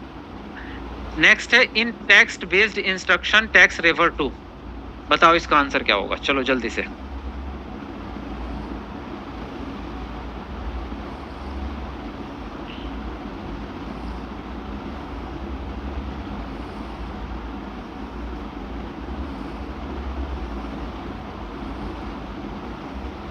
देखो टेक्स्ट बेस्ड इंस्ट्रक्शन का मतलब हो जाएगा कि आप किसी उस पे लिखी हुई चीज के आधार पे इंस्ट्रक्शन दे रहे हो, तो ये होगा structure sequence of language used in specific context, यानी कि एक आपकी भाषा का सुव्यवस्थित रूप है जो किसी चीज में निर्देश देने के काम आ जाए, है ना। तो ऐसी चीज को हम कहेंगे टेक्स्ट बेस्ड इंस्ट्रक्शन। तो आंसर जो राइट होगा सेकंड सी वाला हो जाएगा। नेक्स्ट है in a language classroom the teacher is distributing some pictures to the students and asking them to describe the picture in pair। तो उसने क्या बोला है आपसे कि क्लास में तस्वीरें बांटता है बच्चा और फिर कहता है कि जोड़े जोड़े में आ जाओ, पेयर में आ जाओ और इसको जो है तस्वीर को डिस्क्राइब करो कि इसमें देख के क्या समझ आ रहा है आपको। तो क्या कर रहा है टीचर, किसका इस्तेमाल कर रहा है, स्किनर की थ्योरी का, चॉम्स्की की थ्योरी का, क्रेशन की थ्योरी का, या आशुबेल की थ्योरी का? कौन सा सिद्धांत का पालन कर रहा है?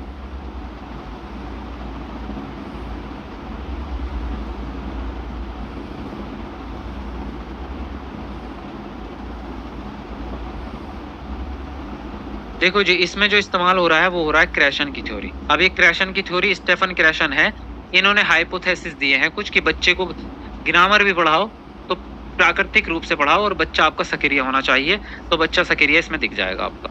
ठीक है, यहाँ पर सी वाला ऑप्शन आपका राइट हो जाएगा। फिर है culturally responsive teacher should not focus on, जो सांस्कृतिक टीचर है उसको किस चीज पे ध्यान नहीं देना है? Collaborative learning, active engagement of learners, providing instruction as per student learning style, developing a sense of individualism. तो बताएंगे कौन सा ऑप्शन सही होगा, जल्दी लिखो अपना आंसर सबके सब।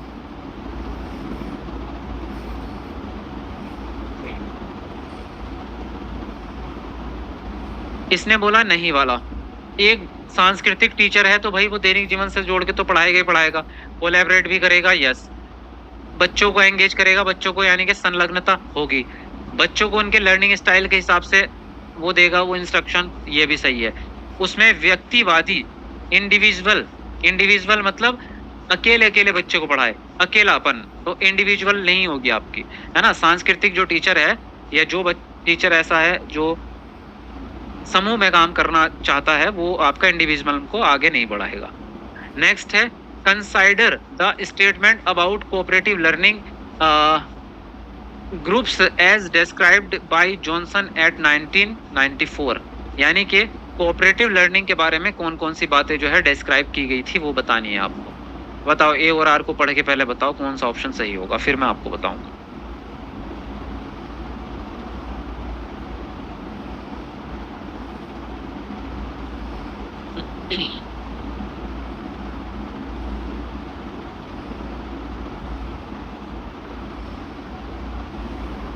देखो जी, इसने कहा informal cooperative language learning groups are established for a specific task and these group last from one class period to several weeks.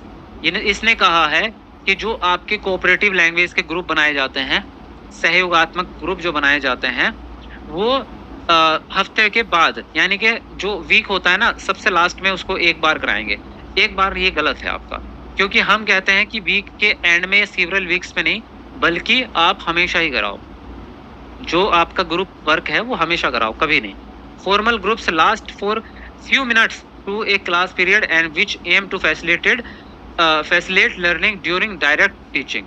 यानी कि जो फॉर्मल ग्रुप्स होते हैं वो कुछ ही मिनट्स के लिए होंगे। तो ये भी गलत ही है कि कुछ मिनट के लिए। क्यों होंगे भाई कुछ मिनट के लिए?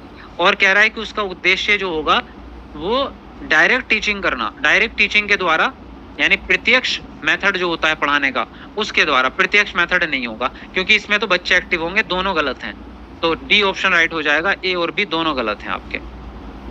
नेक्स्ट है, read the following statements about derivational morphemes and choose the correct options. तो बताएंगे यहाँ पर कौन सा ऑप्शन आपका सही होगा। चलो आप सब लोग जो है अपना आंसर लिखेंगे जल्दी से।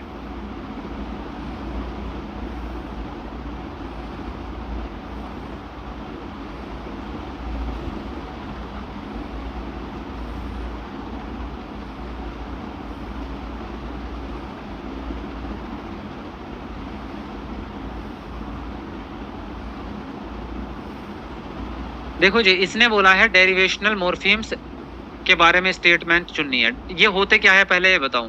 ये जो है ना किसी शब्द के साथ में लगाए जाते हैं।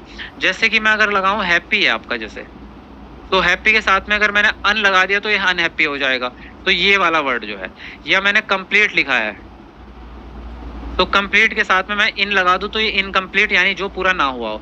तो ये इन जो हो गया इसके साथ में, जो ये ना किसी के शब्द के साथ में आते हैं, अलग में इनकी कोई वैल्यू नहीं है। तो normalize and courageous are derivational morphemes. तो ये तो ठीक है, आपका पॉजिटिव है। Derivational morphemes are used to show some aspects of the grammatical function of the word. नहीं, ग्रामेटिकल फंक्शन का इसका कोई यूज नहीं है, ये सिर्फ मीनिंग में आता है।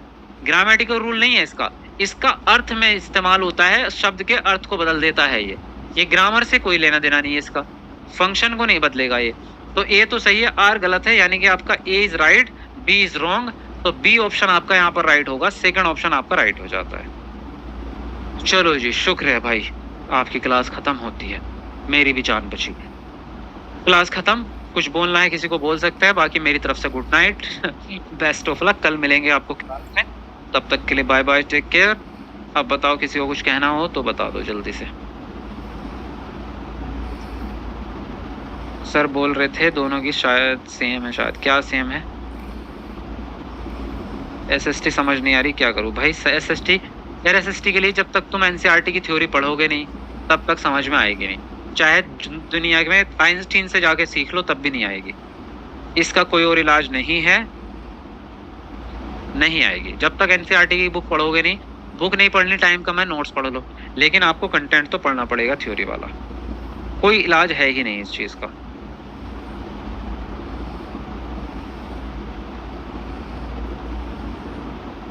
थैंक यू सर, बहुत सारा आपको सलाम है जी, थैंक यू। आपको खुदा ने लाया है तो वो तो सबको खुदा ही लाता है मुझे स्पेशली हाँ, या कुछ और मीनिंग था आपका? I want to say something. Sajid, कह दो क्या कहना है भाई आपको। सबके लिए आपको भेजा है दिव्यांशु, अच्छा जी, चलो शुक्रिया जी, शुक्रिया। हिंदी में क्वेश्चंस नहीं है क्या? इंग्लिश के क्वेश्चंस हिंदी में नहीं आएंगे। You are looking very tired. हाँ, लग नहीं रहा हूँ, असल में ही थका हुआ हूँ, असल ही है, सच है ये। अगर और कुछ होता इसके आगे तो मैं छोड़ ही देता। हर क्वेश्चंस पे लग रहा था कि छोड़ दूँ हर क्वेश्चंस पे लगता था कि चलो छोड़ो, बंद करो, फिर दिमाग में आता था पूरा कर दो यार। चलो चलो ठीक है, गुड नाइट सभी को, सुबह को मिलते हैं, बाय बाय, टेक केयर। अब तो मैं गिर जाऊंगा वरना यहीं, फिर अब तो खड़े रहा भी नहीं जा रहा।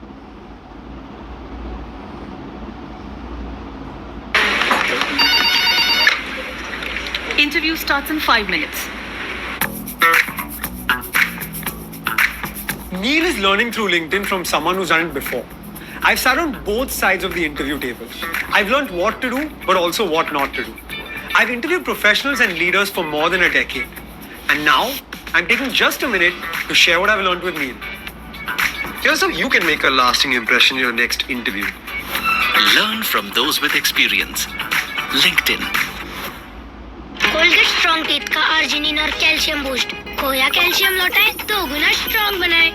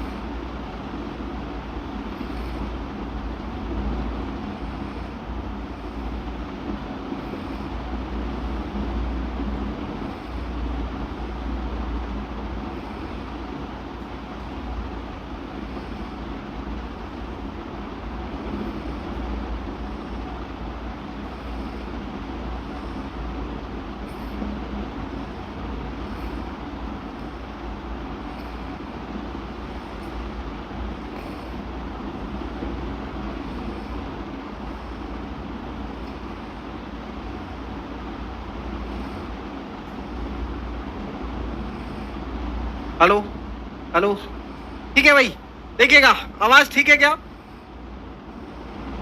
ठीक है, अब मुझे बताओ अब ठीक है क्या?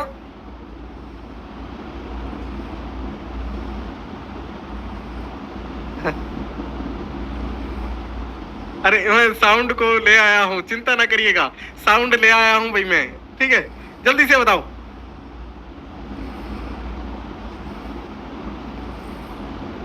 हाँ नहीं नहीं, कौन है? किरण गौतम? नहीं, लिपसिंग नहीं करेंगे, डायरेक्ट आपको अभी। हाँ ठीक है भाई। चलो भाई, आप सभी का स्वागत है आपके YouTube channel SA teacher academy पर। सब लोग जल्दी से जुड़ जाइएगा, फिर हम शुरू करते हैं आज का एक नया अध्याय। कौन सा सर? जो हम आप लोगों की शिकायत थी कि सर आप बहुत छोटी क्लास कराते हैं, तो आज मैं बड़ी क्लास लेकर आ गया हूँ। जो आपके PYQ की सीरीज थी, कौन सी वाली, यानी कि 2011 से लेकर 2014 तक की, जो आपके पास 24 तक जो भी आपके क्वेश्चन में आपको पेपर में जो क्वेश्चंस आए हैं, उन्हीं क्वेश्चंस को हम सॉल्व करने वाले हैं एक एक करके सभी को। ठीक है भाई, चलो जल्दी से सब लोग जुड़ जाइए, फिर शुरू करते हैं आज की कहानी।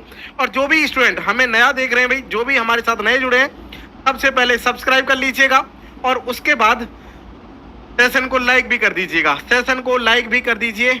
फिर शुरू करते हैं आगे की कहानी।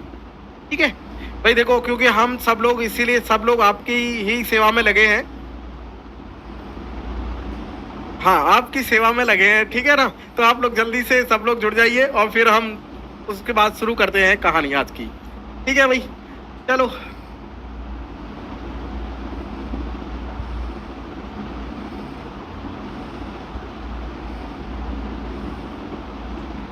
मैंने आपको पहला क्वेश्चन आपके सामने ये रहा भाई, पहला क्वेश्चन है आपके सामने।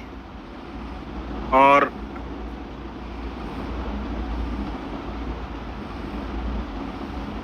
चलो भाई, पहला क्वेश्चन कुछ ऐसा है।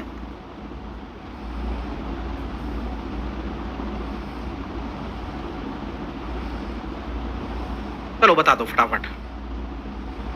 हाँ, नेक्स्ट स्लाइड भी दिखा रहा है क्या इसमें? चलो बता दो भाई। पहला क्वेश्चन आपके सामने दिया गया है कि 1500 सिक्कों का भार है 9 किलो, तो ऐसे 2200 सिक्कों का भार कितना होगा? आप बता दीजिए। हमारे पास क्वेश्चन है ऐसा कि हमारे पास it is given that weight of 1500 coins is 9 kg. What is the weight of 2200 such coins? जल्दी से बता दीजिए आप लोग।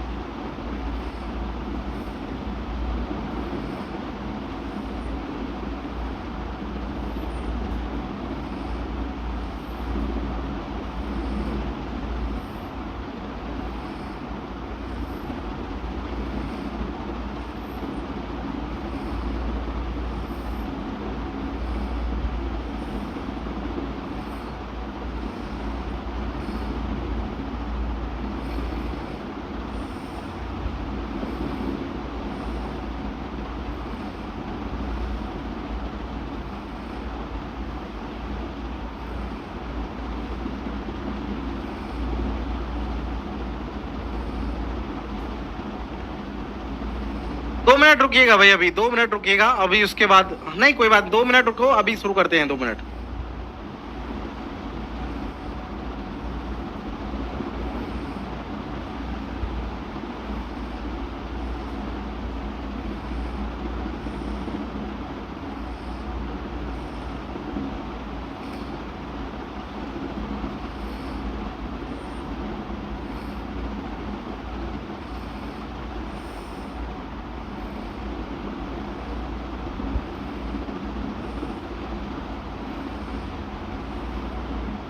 शुरू करते हैं अब कहानी। हमारे पास पहला क्वेश्चन है, it is given that weight of 1500 coins is 9 kg and what is the weight of 2200 such coins।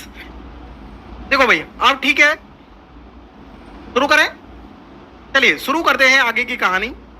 चलो भाई, देखो मैंने कहा आपको यहाँ पर कि 1500 सिक्कों का भार जो है, 1500 सिक्कों का भार जो है वो कितना है सर? 9 किलो है। 9 किलो, ठीक है ना।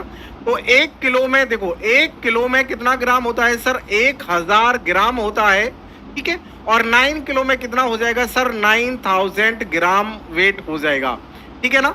1500 सिक्कों की बात कर रही है, तो अगर हम एक सिक्के की बात करें तो एक सिक्के के बराबर यानी कि 9000 बटे में 1500 डिवाइड करेंगे तो 15 छिक्के 90, यानी 2 जीरो से आप ऐसे 2 जीरो काट दो और 15 छिक्के 90, यानी एक कॉइन का वेट की बात करें तो सर हमारे पास 6 ग्राम वैल्यू बन जाएगी। और अब हमें बात करनी है सर 2200 किलो, कितने, सॉरी 2200 सिक्कों की बात करनी है, तो 2200 की बात करें इंटू 6, तो 2 जीरो है तो हमने 2 जीरो लिख लिया, तो 22 छिक्का 132, 22 छिक्का 132, यानी कि 13 किलो और 200 ग्राम की बात बन रही है। बताइए भाई कौन सा option, option B is the right answer हो जाएगा आपका। बताओ समझ आया सबको या नहीं? बोलो जल्दी से कमेंट करके बताओ मुझे फटाफट कि आप लोगों को समझ आ गया। जल्दी से कमेंट करके बताइए आपको पहला क्वेश्चन समझ आया भाई? अरे बताओ फटाफट, जल्दी से बताओ आप लोग, आपको समझ आया पहला क्वेश्चन? कोई डाउट? जल्दी से बताओ। बी, जल्दी से कमेंट करके बताओ समझ आ गया। किसी को डाउट है तो बोलो फटाफट, बोलो भाई किसी को डाउट? एक बार समझा दें सर नेमत जहान। हाँ ठीक है, देखो 1500 सिक्कों की बात कही थी और 1500 सिक्कों का वजन था 9 किलो। 1 किलो में 1000 ग्राम, तो 9 किलो में 9000 ग्राम। ठीक है, अब बात कर रहे हैं कि हम एक सिक्कों की बात कर रहे हैं, तो एक सिक्के में वेट कितना होगा, तो 9000 बटे में 1500, 2 जीरो से 2 जीरो कट गई, 15 से भाग दिया 90 में, तो 15 छिक्के 90। एक सिक्के का जो हमारे पास एक जो कॉइन है उसका जो वेट बना, कितना बना भाई, एक कॉइन का वेट बना 6 ग्राम। अब उसने पूछा 2200 सिक्कों का वजन बता दो, तो 2200 गुणा 6, तो 2 जीरो की 2 जीरो लिख दिया, 6 दूनी 12, 6 दूनी 12 और 1 13, यानी कि हमें पता चला कि 13 किलो और 200 ग्राम हमारे पास वैल्यू बन गई। चलो बताओ समझ आ गया? ठीक है, चलिए दूसरे क्वेश्चन की शुरुआत करें। दूसरा क्वेश्चन है भाई आपके पास, दूसरा क्वेश्चन ये रहा। चलो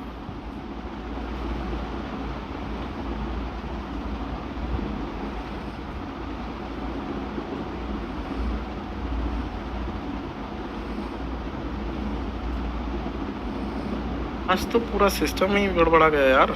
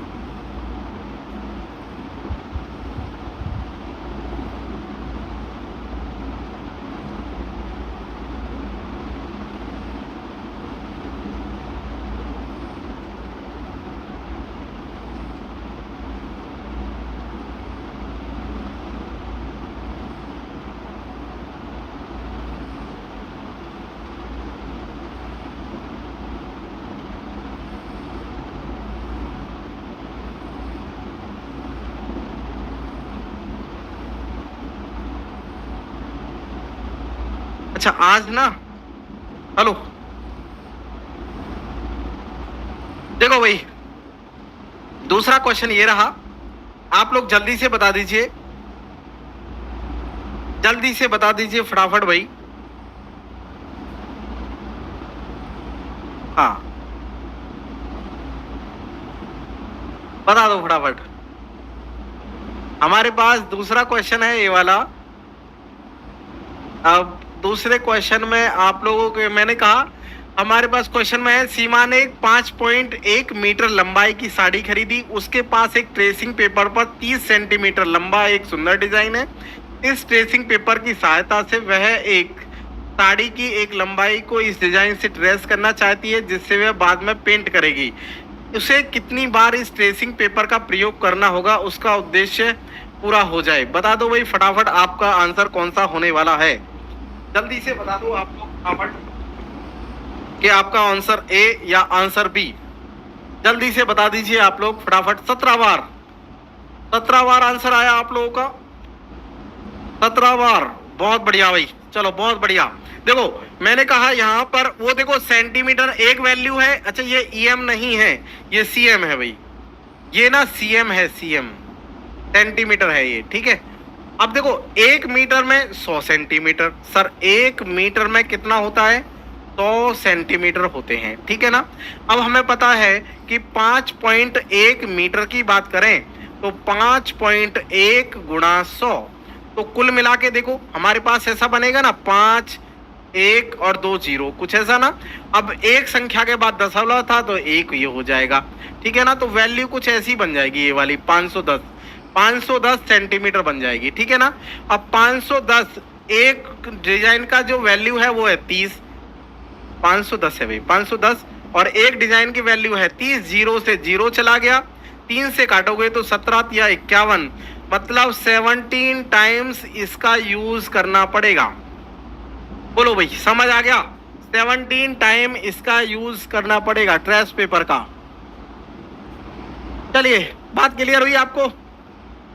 ठीक है भाई, चलो नेक्स्ट क्वेश्चन की बात करें। मैं आपको नेक्स्ट क्वेश्चन भाई आपके पास ये रहा, मैं आपको जल्दी से स्लाइड पे देता हूं फटाफट।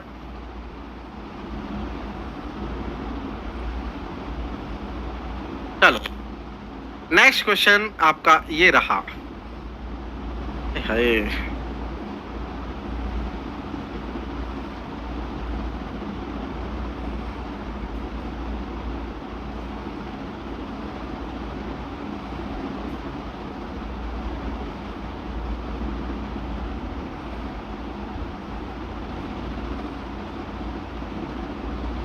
आज हमने ना न्यू सेटअप शुरू किया है, मतलब नए बोर्ड पे, बड़े बोर्ड पे अलग तरीके से सेटअप किया है ना, इसलिए थोड़ा सा अलग चल रहा है सिस्टम इसका। चलिए तीसरा क्वेश्चन ये रहा आपके पास, मुझे बता दीजिए आप लोग फटाफट। What was the time 4 hours 20 minutes before 9:10 AM? 9:10 से 4 घंटे 20 मिनट पहले कौन सा समय होगा? जल्दी से मुझे कमेंट करके बता दीजिए। बबीता राव, पेपर आपका अभी 1 है, कुछ क्वेश्चन 2-4 क्वेश्चन पेपर 2 के हैं, 2-4 क्वेश्चन मतलब कुछ क्वेश्चन पेपर 2 के भी हैं और कुछ हैं आपके पेपर 1 के, तो सारे ही हैं ज़्यादातर। चलिए नेक्स्ट क्वेश्चन है आपका ये रहा, जल्दी से मुझे बता दो आप लोग फटाफट कि कौन सा आपका क्वेश्चन होने वाला है। आंसर बता दो, ए बी सी या फिर डी। फटाफट बता दीजिए आप लोग कौन सा होगा। ए ऑप्शन होगा या बी होगा या सी होगा या फिर डी होगा? फटाफट बताइएगा आप लोग, जल्दी से मुझे कमेंट कर दीजिए, मुझे ए बी सी या फिर डी जल्दी से बताइएगा आप लोग कौन सा यूज होने वाला है। ए बी होगा, सी होगा या सी होगा? बोलो सी या डी?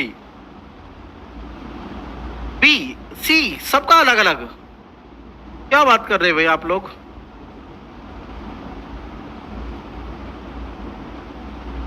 सबका अलग अलग,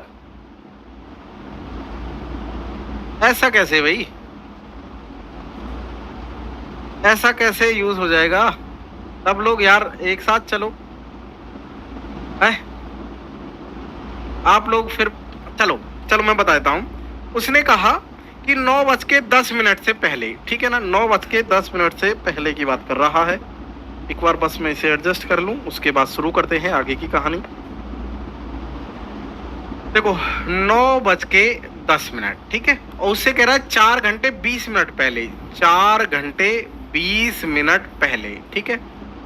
अब एक बात ध्यान रखिएगा, 10 में से 20 नहीं जाएगा तो आप 1 घंटा इधर ले लीजिए।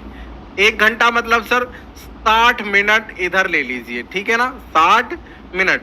तो 60 ये रही और 10 ये रही, तो कुल मिला के ये कितना हो जाएगा, 70 हो जाएगा ना। कितना हो गया सर, ये वाली जो वैल्यू है ये वाली, ये हो गई हमारे पास 70, और 70 में से 20 गया तो सर बना 50। देखो ऑप्शन में चेक करो, क्या 50 मिनट किसी में दिखा रहा है क्या, बोलो जल्दी से। देखो 50 है, 20, 30, 50, 30, सर कौन सा ऑप्शन हो जाएगा, बोलो भाई। 4:50। अरे आधा ही सॉल्व करने पे आंसर मिल रहा है तो पूरा करने की क्या जरूरत है, ठीक है।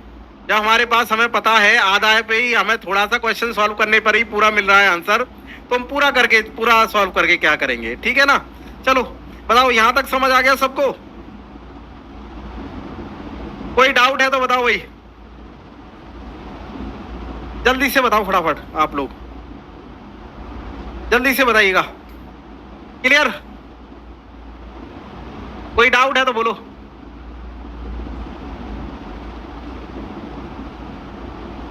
चले भाई, चलो नेक्स्ट क्वेश्चन आपका ये रहा, जल्दी से कमेंट करके बता दीजिए। आपके पास क्वेश्चन लिखा है, इन a pictograph, Bhavna Rajput mix है 2011 से लेकर 2024 तक, ठीक है। चलो आप लोग जल्दी से मुझे बता दीजिए फटाफट।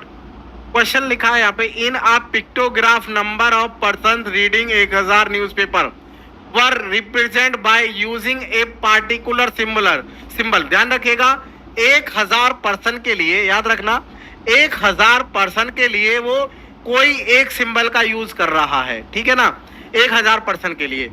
फिर उसने कहा, by how many such symbols will the persons reading Hindi newspaper be represented if their number is 8500। बता दो भाई कि कितने नंबर का उपयोग किया जाएगा हिंदी में। 1000 समाचार पत्र पढ़ने वाले जो व्यक्ति हैं उनको एक किसी साइन से, किसी चिन्ह से यूज कर रहे हैं, ठीक है ना।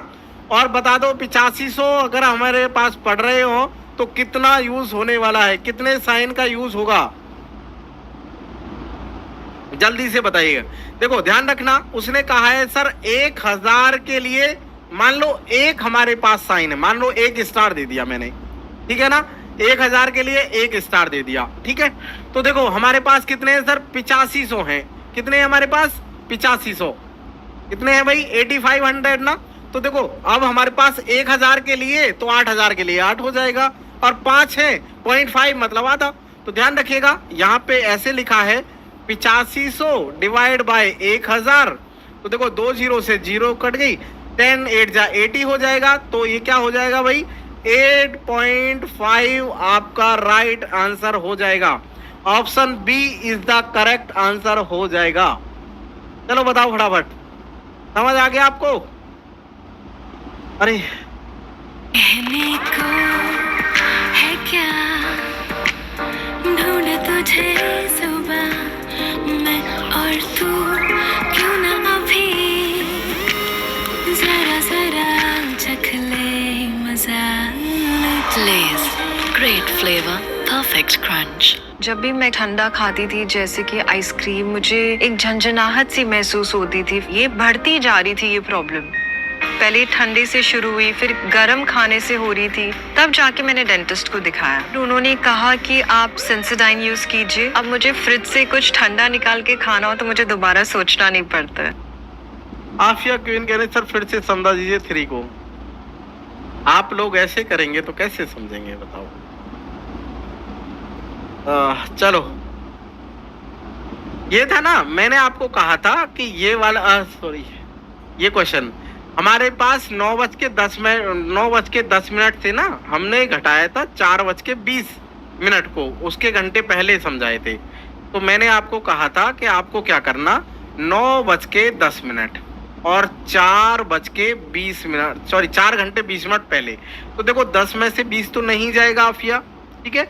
हम क्या करते हैं कि इसमें से 1 घंटा इधर ले लेंगे, 1 घंटा, ठीक है ना, 1 आवर। और 1 आवर बराबर कितना, 60 मिनट को ले लिया जाएगा ना। अब हमारे पास पहले से कितनी है 10 और 60 को और इन्वॉल्व कर दें। सर कितनी हो गई ये वाली 70 हो गई ना, 70 मिनट, तो 70 में से 20 चला गया तो कितना बचेगा, 50 मिनट बच जाएगा ना। तो 50 का ऑप्शन में चेक कर लोगे किस में 50 है, तो वही आपका ऑप्शन पूरा सॉल्व करना चाह रहे हैं तो ऐसा कर लीजिए, यहाँ पे 1 दे दिया तो 8 बचा, 8 में 4 गया तो 4, तो 4:50 आपका राइट आंसर था। ठीक है भाई, चलिए आपके पास नेक्स्ट क्वेश्चन की बात है, ये वाला क्लियर है। नेक्स्ट क्वेश्चन आपका ये रहा भाई, चलो नेक्स्ट क्वेश्चन रहा ये वाला, जल्दी से मुझे बता दीजिए आप लोग फटाफट कि आपके पास, अच्छा ये तो शायद मैंने आज भी सॉल्व किया है, पर ध्यान रखिएगा ये थोड़ा दूसरा पैटर्न है और वैसे वाला दूसरा पैटर्न था, उसमें एक गायब था। चलिए ओके समझ गए, चलो हाँ बहुत बढ़िया, नोटबुक ही लेके बैठिए, बिल्कुल बिल्कुल। चलिए आप मुझे कमेंट करके बता दीजिए इसका आंसर, ये तो मैंने अभी थोड़ी देर पहले ही समझाया यार, जल्दी से बता दीजिए आप लोग मुझे कमेंट करके कि कौन सा आपका ऑप्शन होने वाला है, ए बी सी या डी। मतलब आपका 1 2 3, अच्छा इसे उल्टा हो गया उसने कुछ, कोई बात नहीं, आप लोग जल्दी से बता दीजिए कौन सा यूज होने वाला है, फटाफट बताओ। समझ गए, ठीक है सी ऑप्शन क्या, अरे बहुत बढ़िया से, बहुत बढ़िया यार, जबरदस्त जबरदस्त, बहुत बढ़िया, शानदार।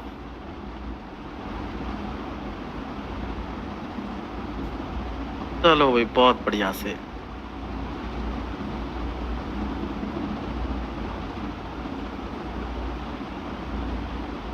चलो बहुत बढ़िया। मैंने आपको पढ़ाया था कि बेटा जितना भी है ना दोस्तों, जितना भी आपको ना 1 मिलेगा, ठीक है ना, सीक्वेंस ऐसे सीरीज मिल रही होगी ना, तो 1 है तो 1 गुना 1 1 हुआ। अब मैंने कहा जब 2 1 आए, ठीक है ना, कितने 1 मिले हमें 2, ठीक है, तो 1 को ना ऐसी जितने 1 मिले उतनी सीरीज तक लेके जाओ, जितने भी हैं, अभी 2 है ना, 1 2 फिर वापसी कर दो, अभी 1 2 3 है ना ये वाले, तो 1 2 3 तक जाओ फिर वापसी 2 1 हो जाओ, फिर यहाँ पे 4 है ये वाले, तो 1 2 3 4 फिर वापसी हो जाओ 3 2 1, ठीक है ना। उसके बाद ये 5 है तो क्या करेंगे आप लोग, यहाँ पे हो जाएगा 1 2 3 4 5 और वापसी हो जाओ 4 3 2 1, इसका आपका करेक्ट आंसर हो जाएगा। ठीक है ना भाई, ध्यान रखिएगा ये 5 है तो मैंने 5 तक गिनती पढ़ी, ठीक है ना, 5 तक गिनती पढ़ी, कौन सा ऑप्शन हो गया आपका, option number C is the correct answer हो जाएगा। ठीक है चलिए भाई बहुत बढ़िया, आपको समझ आया, चलो बहुत बढ़िया से। चलिए नेक्स्ट क्वेश्चन की बात करें तो नेक्स्ट क्वेश्चन है हमारे पास ये रहा भाई, चलो बता दो फटाफट।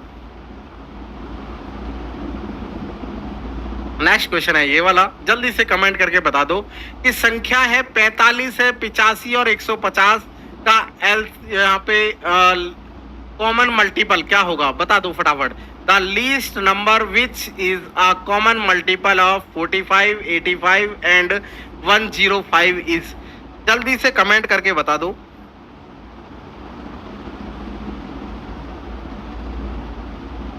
बताओ ये फटाफट जल्दी से,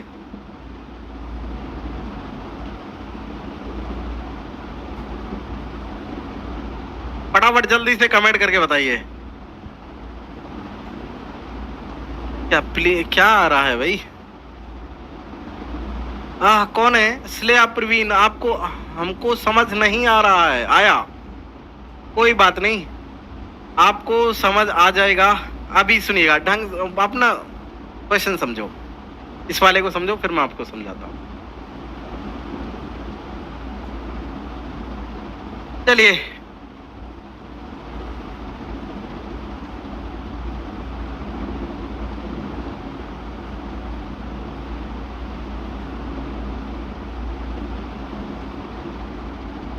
तेरी खामोशी और नजरें हमेशा ये गुनगुनाती है, तेरी खामोशी और नजरें हमेशा ये गुनगुनाती है, तू मेरा मैं तेरी बस यही आवाज आती है। चलो जल्दी से मुझे कमेंट करके बता दो फटाफट, सबका आंसर आ गया। चलो भाई मैं आपको बताता हूँ कि यहाँ पे लिस्ट का पूछा है ना, तो लिस्ट में देखो सबसे पहले आपने यहाँ पे देखा देखो एक नंबर है आपके पास 45, दूसरा है 85 और तीसरा है 105। आपको फाइंड करना है तो भाई देखो कोई भी नंबर से फाइंड कर लीजिएगा।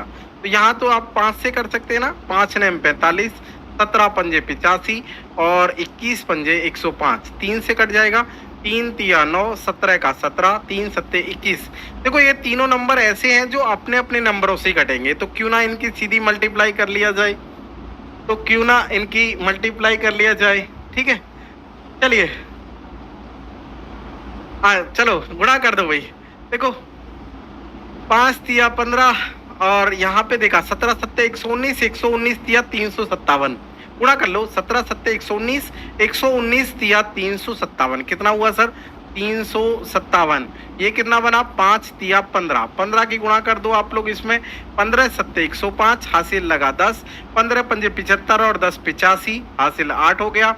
और 15 तिया 45 और 8 53, 15 तिया 45 और 8 53। तो ऑप्शन नंबर कौन सा, अरे बोलो भाई, option B is the right answer हो जाएगा। अरे बोलो, अरे बोलो फटाफट, क्लियर है। अच्छा हम शायरी नहीं सुने, आप ये क्वीन कर रहे हैं, कोई बात नहीं। एक ऐसा होता ना कि तू मोहब्बत होती तो शायद भुला देता, तू मोहब्बत होती तो शायद भुला देता साला ये नहीं सॉरी, तू मोहब्बत होती तो शायद भुला देता साला ये दिल इबादत कर बैठा है। चलिए नेक्स्ट क्वेश्चन है आपके पास, जल्दी से बता दीजिए, हमारे पास क्लियर हुआ। नेक्स्ट है आपके पास, ये रहा वही क्वेश्चन आपके पास, जल्दी से बताओ फटाफट, जल्दी से बता दीजिए। क्वेश्चन है, जेम्स ने कुछ फूलों को 4 स्तंभों में इस प्रकार व्यवस्थित किया है कि प्रत्येक स्तंभ में 6 फूल थे। अच्छा ध्यान रखिएगा, 4 स्तंभ में और प्रत्येक में है 6, तो 6 चौके 24 हो गए। यदि जलील इन फूलों को 8 स्तंभों में व्यवस्थित करना चाहता है और प्रत्येक स्तंभ में कितने फूल होंगे, ताकि प्रत्येक स्तंभ में फूलों की संख्या बराबर हो जाए। ठीक है ना, ध्यान रखिएगा बराबर करनी है। अब यहाँ पे चलो बहुत बढ़िया,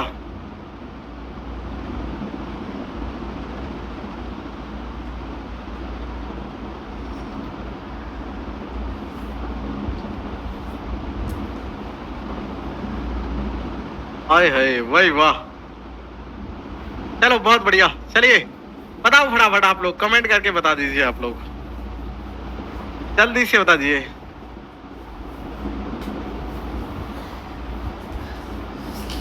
जल्दी से बताइएगा कमेंट करके। हाँ फवाद आलम बिल्कुल, जल्दी से बताइए, बोलो फटाफट।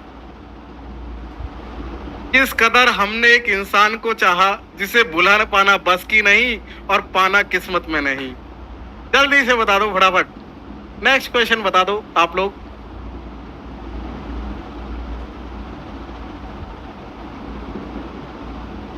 अच्छा रमेश पाल, आपको समझ नहीं आया, क्या हुआ भाई? अरे यार सिंपल सीरीज चल रही है, इससे तो कुछ था ही नहीं। तीसरा ऑप्शन बिल्कुल सही बात है। देखो 4 स्तंभ है, 4 गुणा 6, कुल मिला के 24 हुए ना फूल, और 24 को वो 8 में, अरे जिसको नहीं समझ आ रहा है सुनो, 4 स्तंभ है, 4 में एक स्तंभ में 6 फूल हैं, 4 हैं, मतलब 6 6 6 6, तो 6 चौके 24 फूल हो गए ना। अब उसे वो कह रहा है कि इन फूलों को ना 8 स्तंभों में व्यवस्थित करना है। कितने में? 8 स्तंभ में करना है। तो 8 तिया 24, तो एक स्तंभ में फूलों की संख्या कितनी होगी बताओ भाई? एक स्तंभ में 3 फूल हो जाएंगे। क्लियर हुआ? अरे बोलो जल्दी से। श्रेया प्रवीण बताइए क्या कहा आपने, बताइए फटाफट, जल्दी से बता दो। आलोक राज कह रहे हैं, वाह सर लगता है अब आप रिचार्ज, भाई दवाई खा के आया हूँ, ठीक है, तब आप पढ़ा रहा हूँ, ठीक है। चलो बताओ सर, एप्लीकेशन पर टेस्ट सीरीज जल्दी शुरू कर देंगे। चलो फटाफट, चलो नेक्स्ट सीरीज, नेक्स्ट क्वेश्चन की बात करें तो नेक्स्ट क्वेश्चन आपके पास ये रहा भाई। चलो नेक्स्ट क्वेश्चन है आपके पास, ये रहा। चलो बता दो फटाफट आप लोग कमेंट करके। हमारे पास क्वेश्चन है, 3 मित्र एक मिठाई की दुकान पर गए जहां दुकानदार ने उन्हें 3 प्लेटों में बड़े दिए। बड़ों की कुल संख्या 12 थी। प्लेटों में रखे इन बड़ों की संख्या को यदि उचित रूप से व्यवस्थित किया जाए तो ये 3 क्रमागत, ध्यान रखिएगा वो 3 क्रम में नंबर है, वो सम संख्या है। एक प्लेट में रखे बड़ों की अधिकतम संख्या क्या है? एक प्लेट में, जल्दी से बताओ। पहले वाला क्वेश्चन नहीं समझ में आया तो उसे दोबारा देख लेना। चलिए प्रवीण, चलिए ठीक है, चलिए। अरे बहुत शिकायत होती है ना, एक आलोक राज की और एक आलम साहब की, है ना। ये 2-3 है, और भी कई हैं कि सर शायरी नहीं सुनाई कई दिन से, बहुत सारे थे ना। चिंता ना करो, आज तुम्हें चलो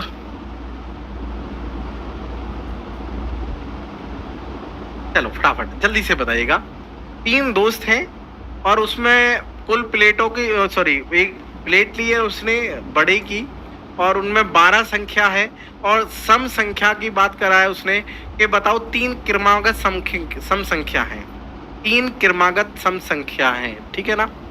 अच्छा मैं आपको शॉर्ट में ही बता दूं, हैं 3 क्रमागत सम संख्या है। चलिए बताओ फटाफट, चलो नेक्स्ट बता दो भाई फटाफट। देखो जब ये क्रमागत की बात आ जाए ना, यहाँ पे ये कंज्यूकेटिव 3 इवन नंबर्स की बात आ जाए, मतलब 3 लगातार सम संख्या, ठीक है ना।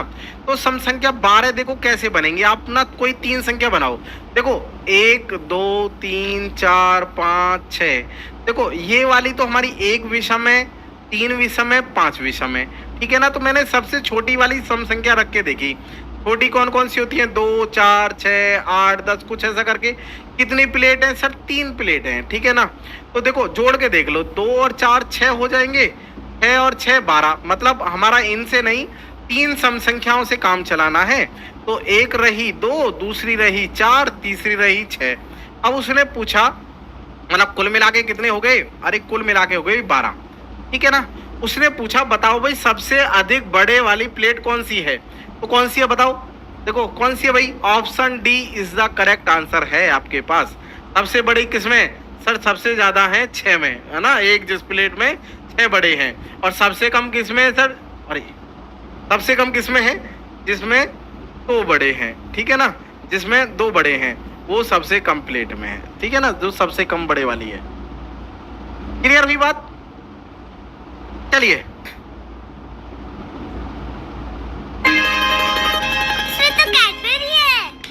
Cadbury चॉकोबेक्स cake. प्रोसरमाइड्स वाला वैसलीन डीप मॉइस्चर, ये 10 लेयर अंदर जाकर मॉइस्चराइज करे, स्किन को मिले मॉइस्चर वाला ग्लो। करें नेक्स्ट क्वेश्चन। चलिए नेक्स्ट क्वेश्चन आपका ये रहा, जल्दी से बता देते हैं। नेक्स्ट क्वेश्चन आपका ये रहा भाई, फटाफट जल्दी से मुझे बता दो। हाय कौन सा हो गया? संख्या है 45, ये फिर दोबारा आ गया क्या? कोई बात नहीं, इसका सीधा सा सबको आंसर रटा है भाई। कौन सा? ऑप्शन बी इज द, कौन सा था लास्ट? यही तो था। चलो सबको पता है कि 5353 नंबर आपका करेक्ट था भाई, ये वाला 5355, सॉरी, ठीक है। चलिए नेक्स्ट क्वेश्चन की बात करें तो नेक्स्ट क्वेश्चन ये रहा, जल्दी से बता दो भाई। If A and B are digits and, उसने कहा 623 - 4a बराबर B08, which of the following is true. बता दो कौन सी स्टेटमेंट करेक्ट है आपके पास, कौन सी स्टेटमेंट करेक्ट है भाई? जाकिया मंजूर, पेपर 1 का हमारे पास प्रायोरिटी है अभी, कल पेपर 2 ले आएंगे भाई। देखते हैं कुछ पेपर 2 के क्वेश्चन लेके आएंगे, कुछ पेपर 1 के लेके आएंगे कल। आज ज्यादातर मतलब 90% आपका पेपर 1 है, 10% आपका पेपर 2 है। पर 8 समझ नहीं आया। पूजा त्यागी 8 हुआ, कौन सा था? आए हाय, ये वाला। उसने कहा देखो कुल मिला के मतलब 3 प्लेट है। आए हाय यार क्या हो रहा है? चलो 3 प्लेट ना, 1 प्लेट 2 प्लेट 3 प्लेट, इन तीनों प्लेटों में कुल मिला के 12 बड़े रखे गए हैं, ठीक है ना। आय हाय, कहाँ चला गए भाई तुम। चलो हाँ, आय हाय, आज सारी सीक्वेंस ही खत्म हो रही है।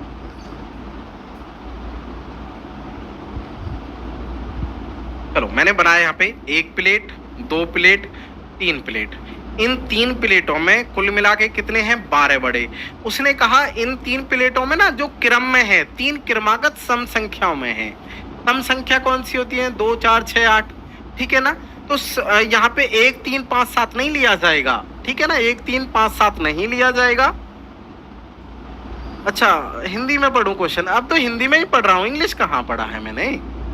तो ध्यान रखना, उसने कहा सम संख्याओं में, तो सम में हमने रख के देखा, शुरू से रख के देखा, 2 4 6 और 6 12।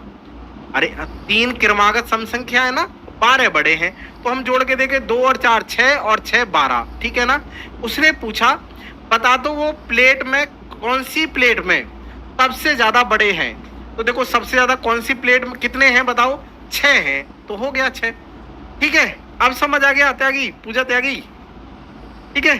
चलिए आपका नेक्स्ट क्वेश्चन ये रहा भाई, जल्दी से मुझे कमेंट करके बता दो फटाफट आप लोग, आपके पास क्वेश्चन है ये वाला, कौन सा आया बताओ फटाफट।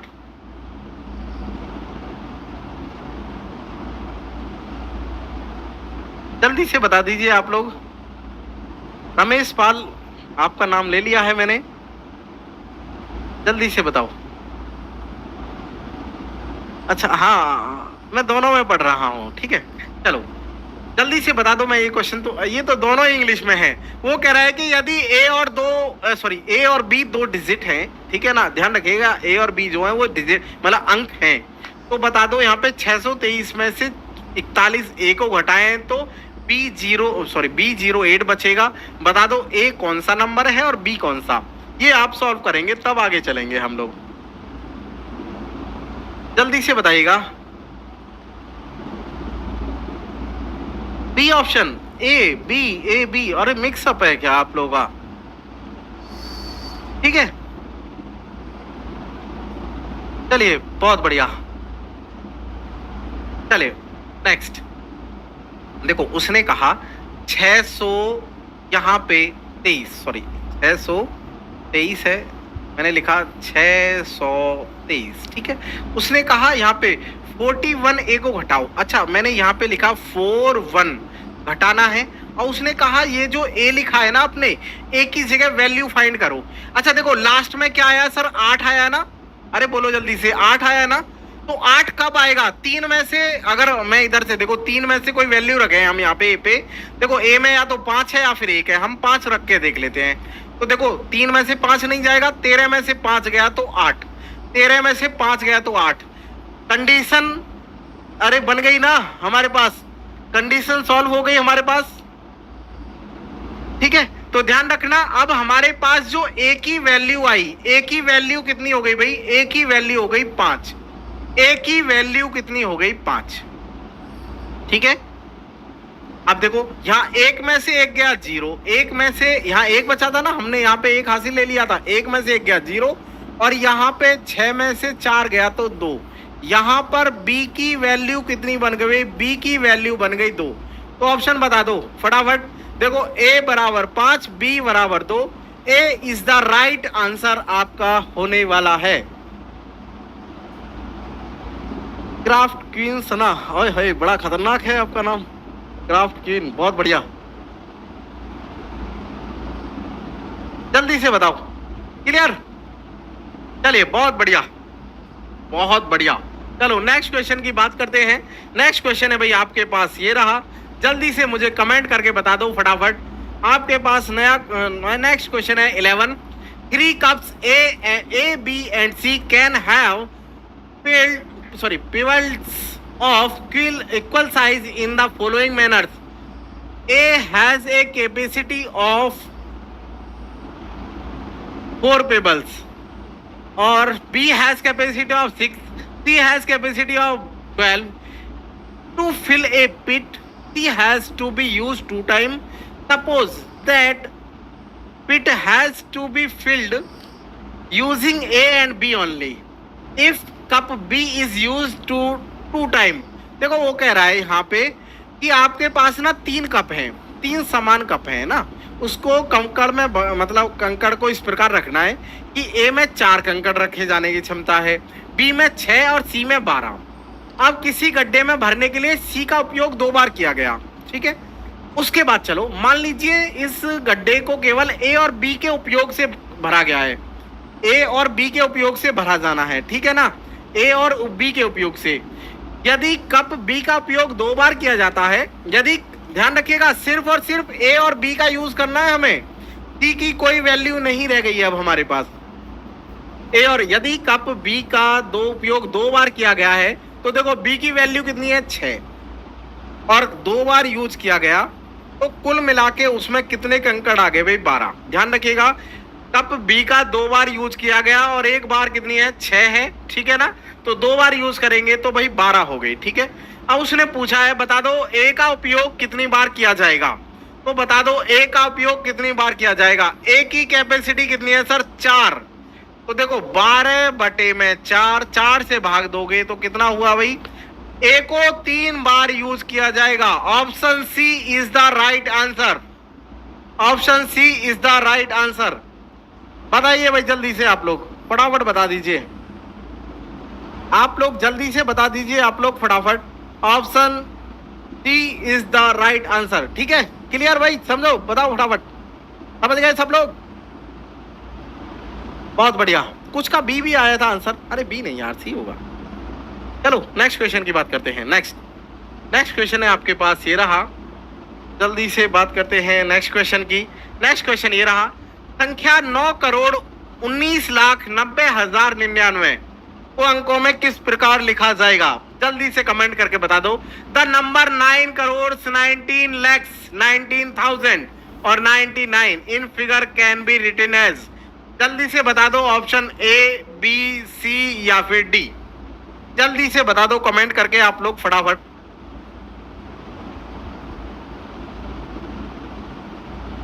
जल्दी से कमेंट करके जल्दी से बता दीजिए आप लोग फटाफट। ऑप्शन ए, बी, डी या फिर डी, कौन सा आपका ऑप्शन हो जाएगा करेक्ट? चलिए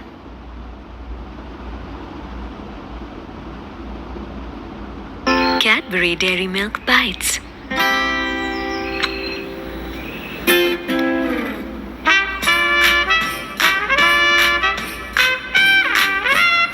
The best feeling in a bite. Hey, can I have one? जल्दी से बताइएगा, जल्दी से बताओ आप लोग। अच्छा आप लोग ना क्वेश्चन नंबर लिख के बताया करो फटाफट, बताओ भाई फटाफट।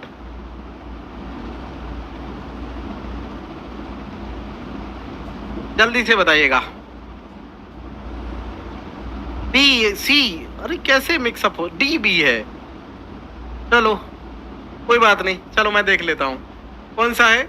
9,19,00,000। अच्छा 9,90,00,000 है तो ये तो खत्म हो गया, जैसे ही 90 की बात आई तो ये तो ऑप्शन खत्म हो गया ना, ये भी 90 है तो ये भी ऑप्शन खत्म हो गया, ठीक है ना। बात आती है अब यहाँ पे, या तो बनेगा बी या फिर बनेगा सी। क्वेश्चन में लिखा है देखो 9,19,90,000, ठीक है 90,000 और उसके बाद क्या कहा 99, 90,099। देखो 1000 हो गया, देखो 1 10 100 1000 10,000 लाख 10 लाख करोड़, ठीक है ना। तो बन गया वही 919900 और 99। Option B is the right answer, option B is the right answer हो जाएगा, ठीक है। बताओ समझ आ गया, बताओ जल्दी से बताओ।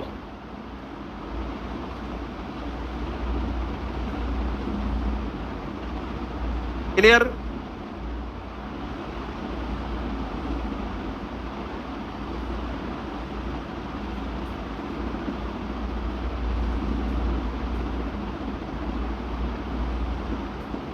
क्लियर है?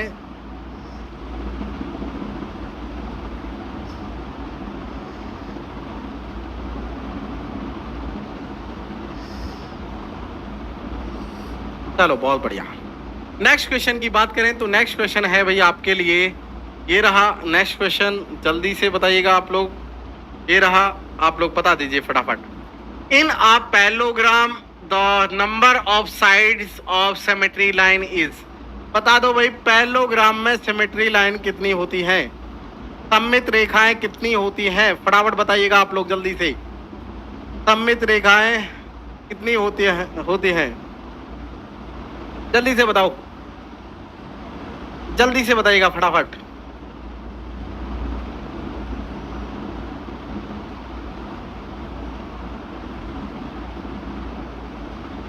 जल्दी से बताओ।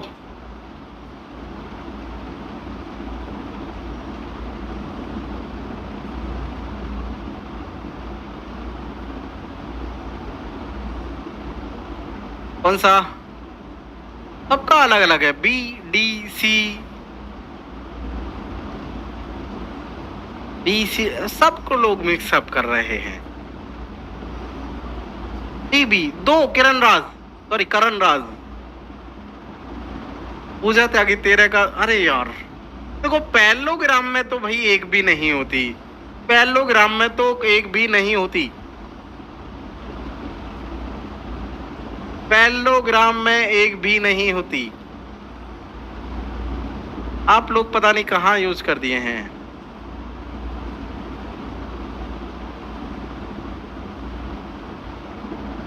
समांतर चतुर्भुज में सममित रेखाओं की संख्या होती है। हमारे पास क्वेश्चन था, आप लोगों ने बताया है, किसी ने 4 बताई है, किसी ने 2 बताया है, किसी ने पता नहीं कितनी बताई है। ठीक है, कुछ ऐसा करके हमने आप सभी ने यूज किया है।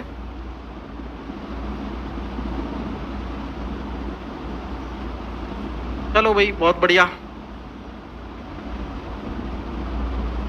चलो कोई बात नहीं, मैं आपको ऐसे समझाता हूँ। देखो अगर एक वर्ग की बात करें तो वर्ग को आप लोगों ने को मैंने कहा था इधर से इधर, इधर से इधर, हो गया ना, या फिर इधर से इधर और इधर से इधर, 2 सिमेट्री हो गई, तीसरी सिमेट्री यहाँ से यहाँ पर और चौथी सिमेट्री यहाँ से यहाँ पर, कुछ ऐसा करके ना। अरे बोलो जल्दी से। हमने कहा था 4 सिमेट्री होती है भाई वर्ग में, ठीक है, 2 होती है आयत में। आयत में कैसे थी, ऐसे करके, ऐसे, देखो ये थोड़ा सा इक्वल मान लेना। देखो एक इसको इधर लाएंगे तो एक मतलब पूरा कवर अप कर लिया जाएगा, दूसरा यदि इधर से इधर लाया जाएगा, ठीक है ना। अगर मैं इसको ऐसे डायगोनल से ऐसे करूं तो ये वाला कोना यहाँ की तरफ आ जाएगा ना। देखो जैसे मैं आपको एक पेज की बात करूं, पेज यार अभी नहीं है यहाँ पे, हाँ है तो सही, कुछ ऐसा करके मैं आपको एक पेज दिखाता हूँ। चलो मैंने कहा सिमेट्री लाइन, चलो मान लेते हैं इसको ऐसे, मान लेते हैं जैसे हमारी कोचिंग का है ये, ऐसे टीचर एकेडमी है, ठीक है ना।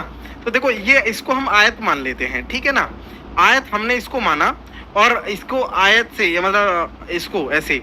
देखो अगर मैं इसको, देखो एक तो तरीका है कि मैं इसको हाफ मतलब हाफ और पूरा कवर अप कर ले, कोइंसाइड कर ले, पूरा ढक ले, ठीक है ना। तो पहला तरीका तो ये हो गया कि इसको पूरा एक हो गया सिमेट्री। अगर मैं इसको ऐसे ना करके बीच में से इसको ऐसे कर लूं तो 2 सिमेट्री हो गए ना, ठीक है। तीसरा अगर मैं कोने से कोने मिलाऊं, आप लोग देखना ध्यान से, अगर मैं इस कोने से कोना तो ये कोना मेरा एक्स्ट्रा निकल गया, इधर ये कोना एक्स्ट्रा निकल गया, तो ये सममित मतलब सिमेट्री लाइन नहीं हुई। याद रखिएगा ये सिमेट्री लाइन नहीं हुई, तो इसका मतलब इसमें होते हैं भाई 2, कितने होते हैं 2। आपको चलो मैं इसकी बात बता देता हूं। चलो मैंने ऐसे बनाया इसको, अरे इसको हमने ऐसे बनाया, ठीक है, कुछ ऐसा करके, ठीक है। आप मुझे बताओ अगर आप इसको ऐसे हाफ किया तो देखो ये कोना तो कुछ इधर की तरफ निकल जाएगा, एक सममित नहीं हुई। अगर मैं इसको ऐसे करूं तो ये कोना इधर की तरफ आ जाएगा, तो अभी भी नहीं हुई ना। इस डायगोनल से काटते हैं तो ये वाला कोना यहीं रह जाएगा, ये वाला कोना यहाँ आ जाएगा, तो भी सिमेट्री नहीं हुई। इससे करेंगे तो ये वाला इधर आ जाएगा और ये वाला कुछ यहाँ की तरफ आ जाएगा, तो यहाँ पर एक भी सममित रेखा नहीं होती है। Option A is the right answer. समझ आया? बताओ जल्दी से कमेंट करके, जल्दी से बताओ आप लोग, कमेंट करके बताओ आप लोग, समझ आ गया आप सभी को?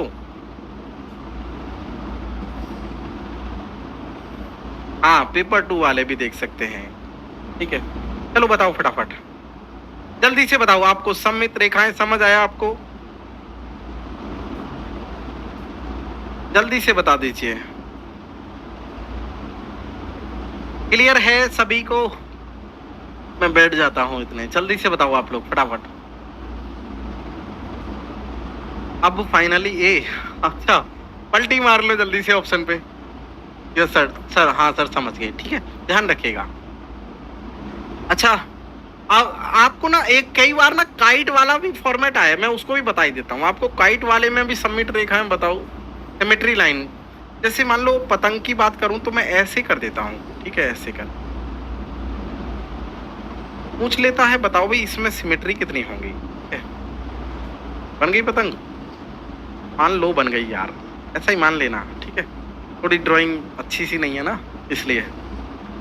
हाँ मान लो ये पूछता है कि बताओ इसमें सिमेट्री लाइन। आप कमेंट करके बताओ मुझे कि पतंग में कितनी सिमेट्री लाइन होती है, कमेंट करके बताओ फटाफट, जल्दी से बताओ।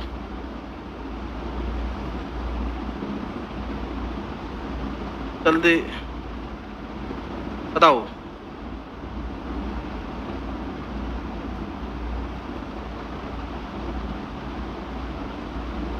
बताओ फटाफट।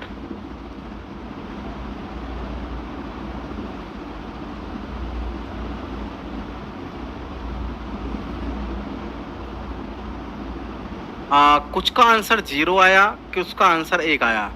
एक सिमेट्री लाइन, बहुत बढ़िया, चलो भाई बहुत बढ़िया। देखो आप ना ऐसे समझो, अगर मैं इस वाले को ना यहाँ से ऐसे काटूं तो ये वाला पार्ट तो यहीं तक रह जाएगा ना करीब, ठीक है ना। चलो यहाँ मान लो यहाँ तक आ जाएगा, तो पूरी तरीके से मतलब कोइंसाइड नहीं हुआ ना एक दूसरे के ऊपर बिल्कुल, ठीक है। तो ये वाली साइड मतलब ये वाली सिमेट्री नहीं हुई, ये वाली सिमेट्री नहीं हुई। अगर मैं इसको ऐसे बीच में से काटूं तो ये वाला इस पे मिल जाएगा, और ये पूरा का पूरा ये वाला जो पार्ट है ना, ये वाला पूरा का पूरा इसके ही बिल्कुल ऐसे कवर अप कर लेगा यहाँ से इस वाले पार्ट को, है ना। तो कुल मिला के कितनी सिमेट्री होती है?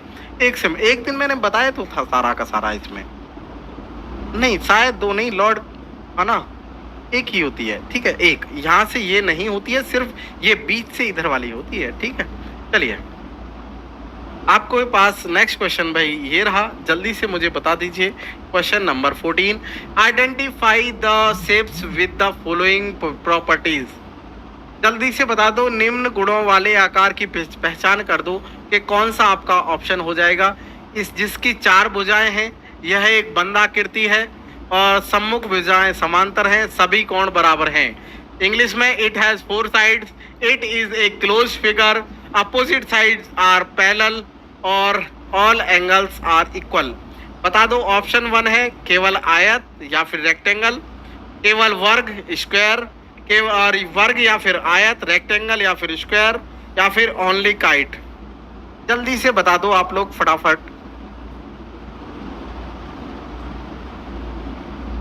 हाँ बिल्कुल, चलिए बताइए फटाफट आप लोग, जल्दी से बताइएगा आप लोग कि कौन सा ऑप्शन आपका करेक्ट होने वाला है। जल्दी से बताओ आप लोग, जल्दी से बताइए।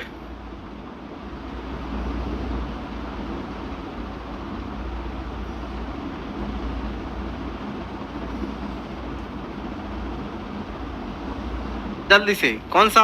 बी सी, ये सारे मिक्सअप चल रहे हैं, सारे मिक्सअप चल रहे हैं कुछ ऐसा करके। चलिए बताइए भाई, जल्दी से कमेंट करके बता दीजिए कि कौन सा आपका आंसर होने वाला है फटाफट। हाँ पुनीत भाई अभी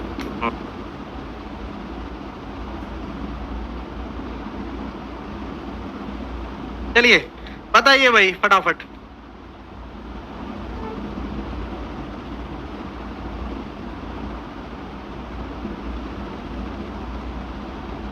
बताओ फटाफट जल्दी से कमेंट करके, ए बी सी या फिर डी।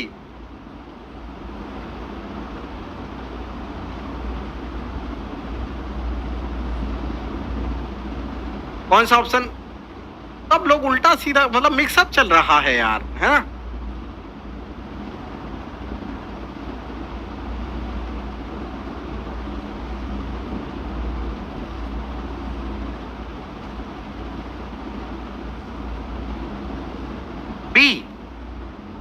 केवल वर्ग।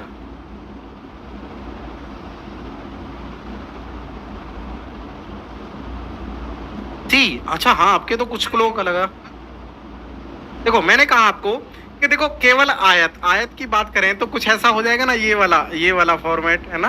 देखो इसकी भुजा इसके सामने, इसकी भुजा इसके सामने, ये वाला भी 90, ये भी 90, ये भी 90, ये भी 90, ठीक है ना। एक वर्ग की भी बात कर लेते हैं। वर्ग की बात करें तो कुछ वर्ग ऐसा रहा, ठीक है ना। तो देखो इसकी भुजा ये बराबर, ये बराबर, तो ये भी 90, ये भी 90, ये भी 90 और ये भी 90। तो कौन कौन सा ऑप्शन हो गया? Option third is the correct answer. Rectangle और स्क्वायर दोनों ही आंसर हो जाएंगे आपके। बोलो फटाफट, समझ आ गया भाई? चलिए नेक्स्ट क्वेश्चन की बात करें तो नेक्स्ट क्वेश्चन है आपके पास ये रहा। जल्दी से कमेंट करके बता दीजिए आप लोग, फटाफट जल्दी से कमेंट करके बता दीजिए।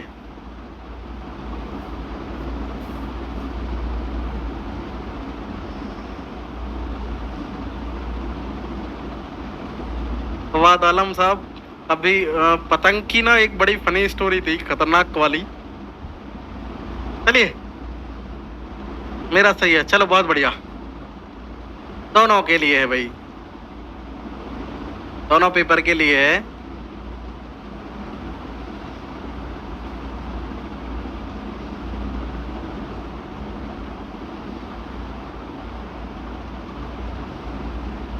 मैथ क्लास चल रही है मोहम्मद नुरसत आलम। तो आफिया गोविंद सर, सुबह से पढ़ रही हूँ, थक गई हूँ, इसलिए आप छुट्टी कीजिए। मैं भी पढ़ा रहा हूँ सुबह से ही, ठीक है। मैं पढ़ाने में नहीं थका हूँ, आप लोग पढ़ने में थक गए, बताओ।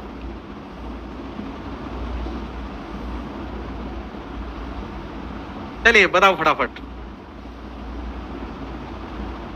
हर धड़कन में तेरा नाम था, हर धड़कन में तेरा नाम था, हर सांस में तेरी याद थी, तूने क्यों मोड़ दिया वो रिश्ता जिसमें मेरी पूरी कायनात थी। जल्दी से मुझे कमेंट करके बता दो फटाफट आप लोग। चलो बताओ भाई।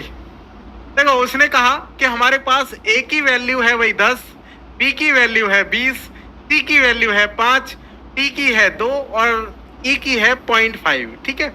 बता दो उसके पास कुल मिला के निम्नलिखित में कौन सा संयोजन 45.5, ध्यान रखिएगा 45.5 के बराबर है, 45.5 के बराबर है। जल्दी से कमेंट करके बता दो, जल्दी से बता दीजिए फटाफट आप लोग कि कौन सा आपको, जल्दी दीजिए। चलिए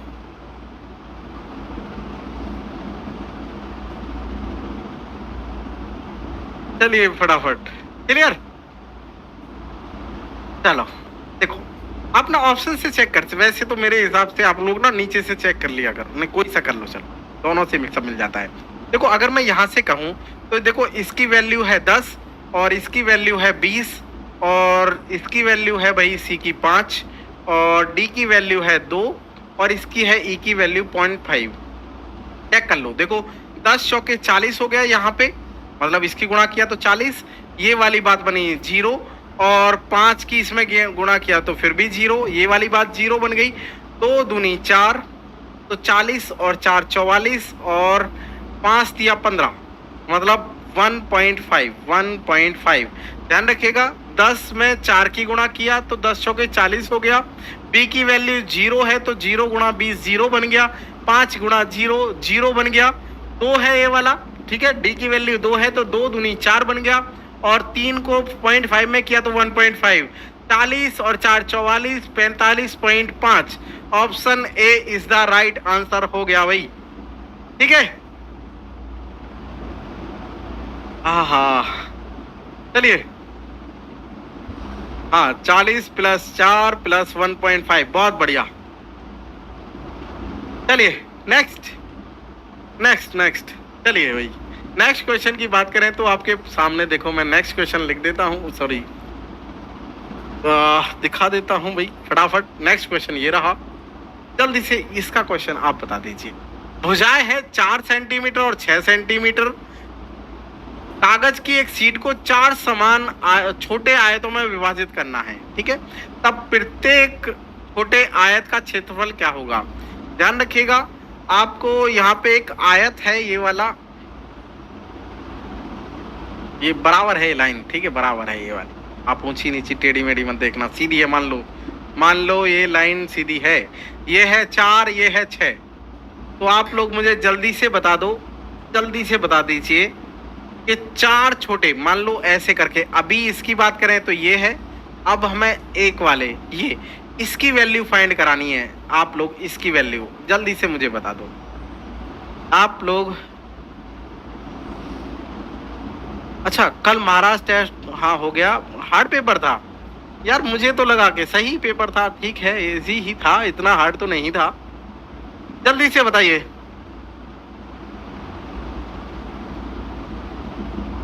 15 का नेगेटिव क्या था भाई? 15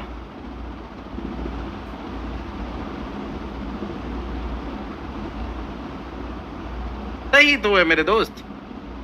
15 में क्या दिक्कत हुई?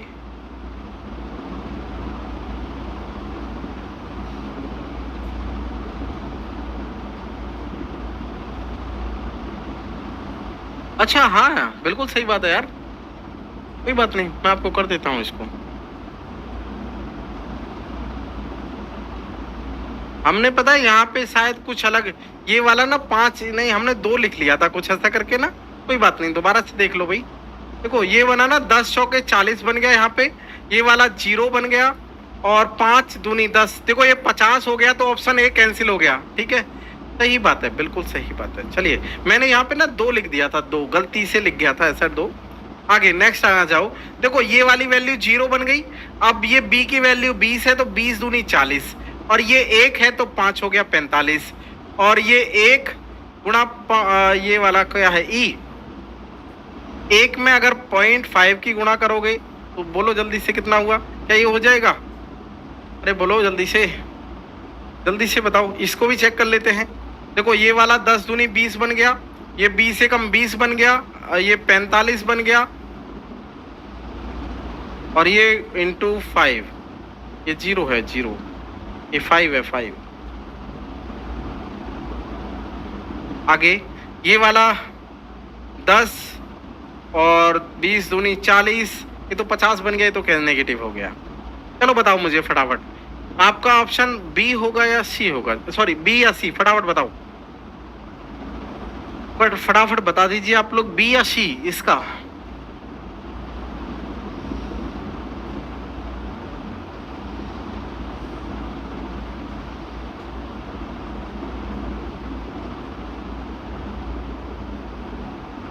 अच्छा D2 ही था, अच्छा C था 5। अरे बिल्कुल सही बात है, मैं तो C 5 ही है, सही बताओ, वही तो था यार, तुम लोग क्यों फंस? 10 चौके 40, ये वाला सही है भाई, ये 10 चौके 40 हो गया। C 0 है, ये भी 0 था, 5 ये वाला था, 2 दूनी 4 है, और ये गुणा 0.5 था, यही तो था यार, 1.5, 44 45, ऑप्शन यही है। डी आपने 5 बदलवा दिया। चलिए नेक्स्ट क्वेश्चन है आपके पास, ये रहा भाई, फटाफट बता दो आप लोग, जल्दी से बता दो फटाफट। ये कर चुके हैं क्या हम? नहीं, ये नहीं किया हमने, सॉरी। चलो देखो, मैंने कहा यहाँ पे, देखो एरिया की बात करें तो एरिया आपके पास टोटल जो हो जाएगा 4 × 6 बराबर 24 सेंटीमीटर स्क्वायर। ठीक है, उसने कहा 24 को 4 समान में बांटना है, 4 में बांटना है, तो 4 से भाग कर दो, कितना हो गया भाई? 6 सेंटीमीटर स्क्वायर आपका करेक्ट आंसर हो जाएगा। Option number B is the right answer.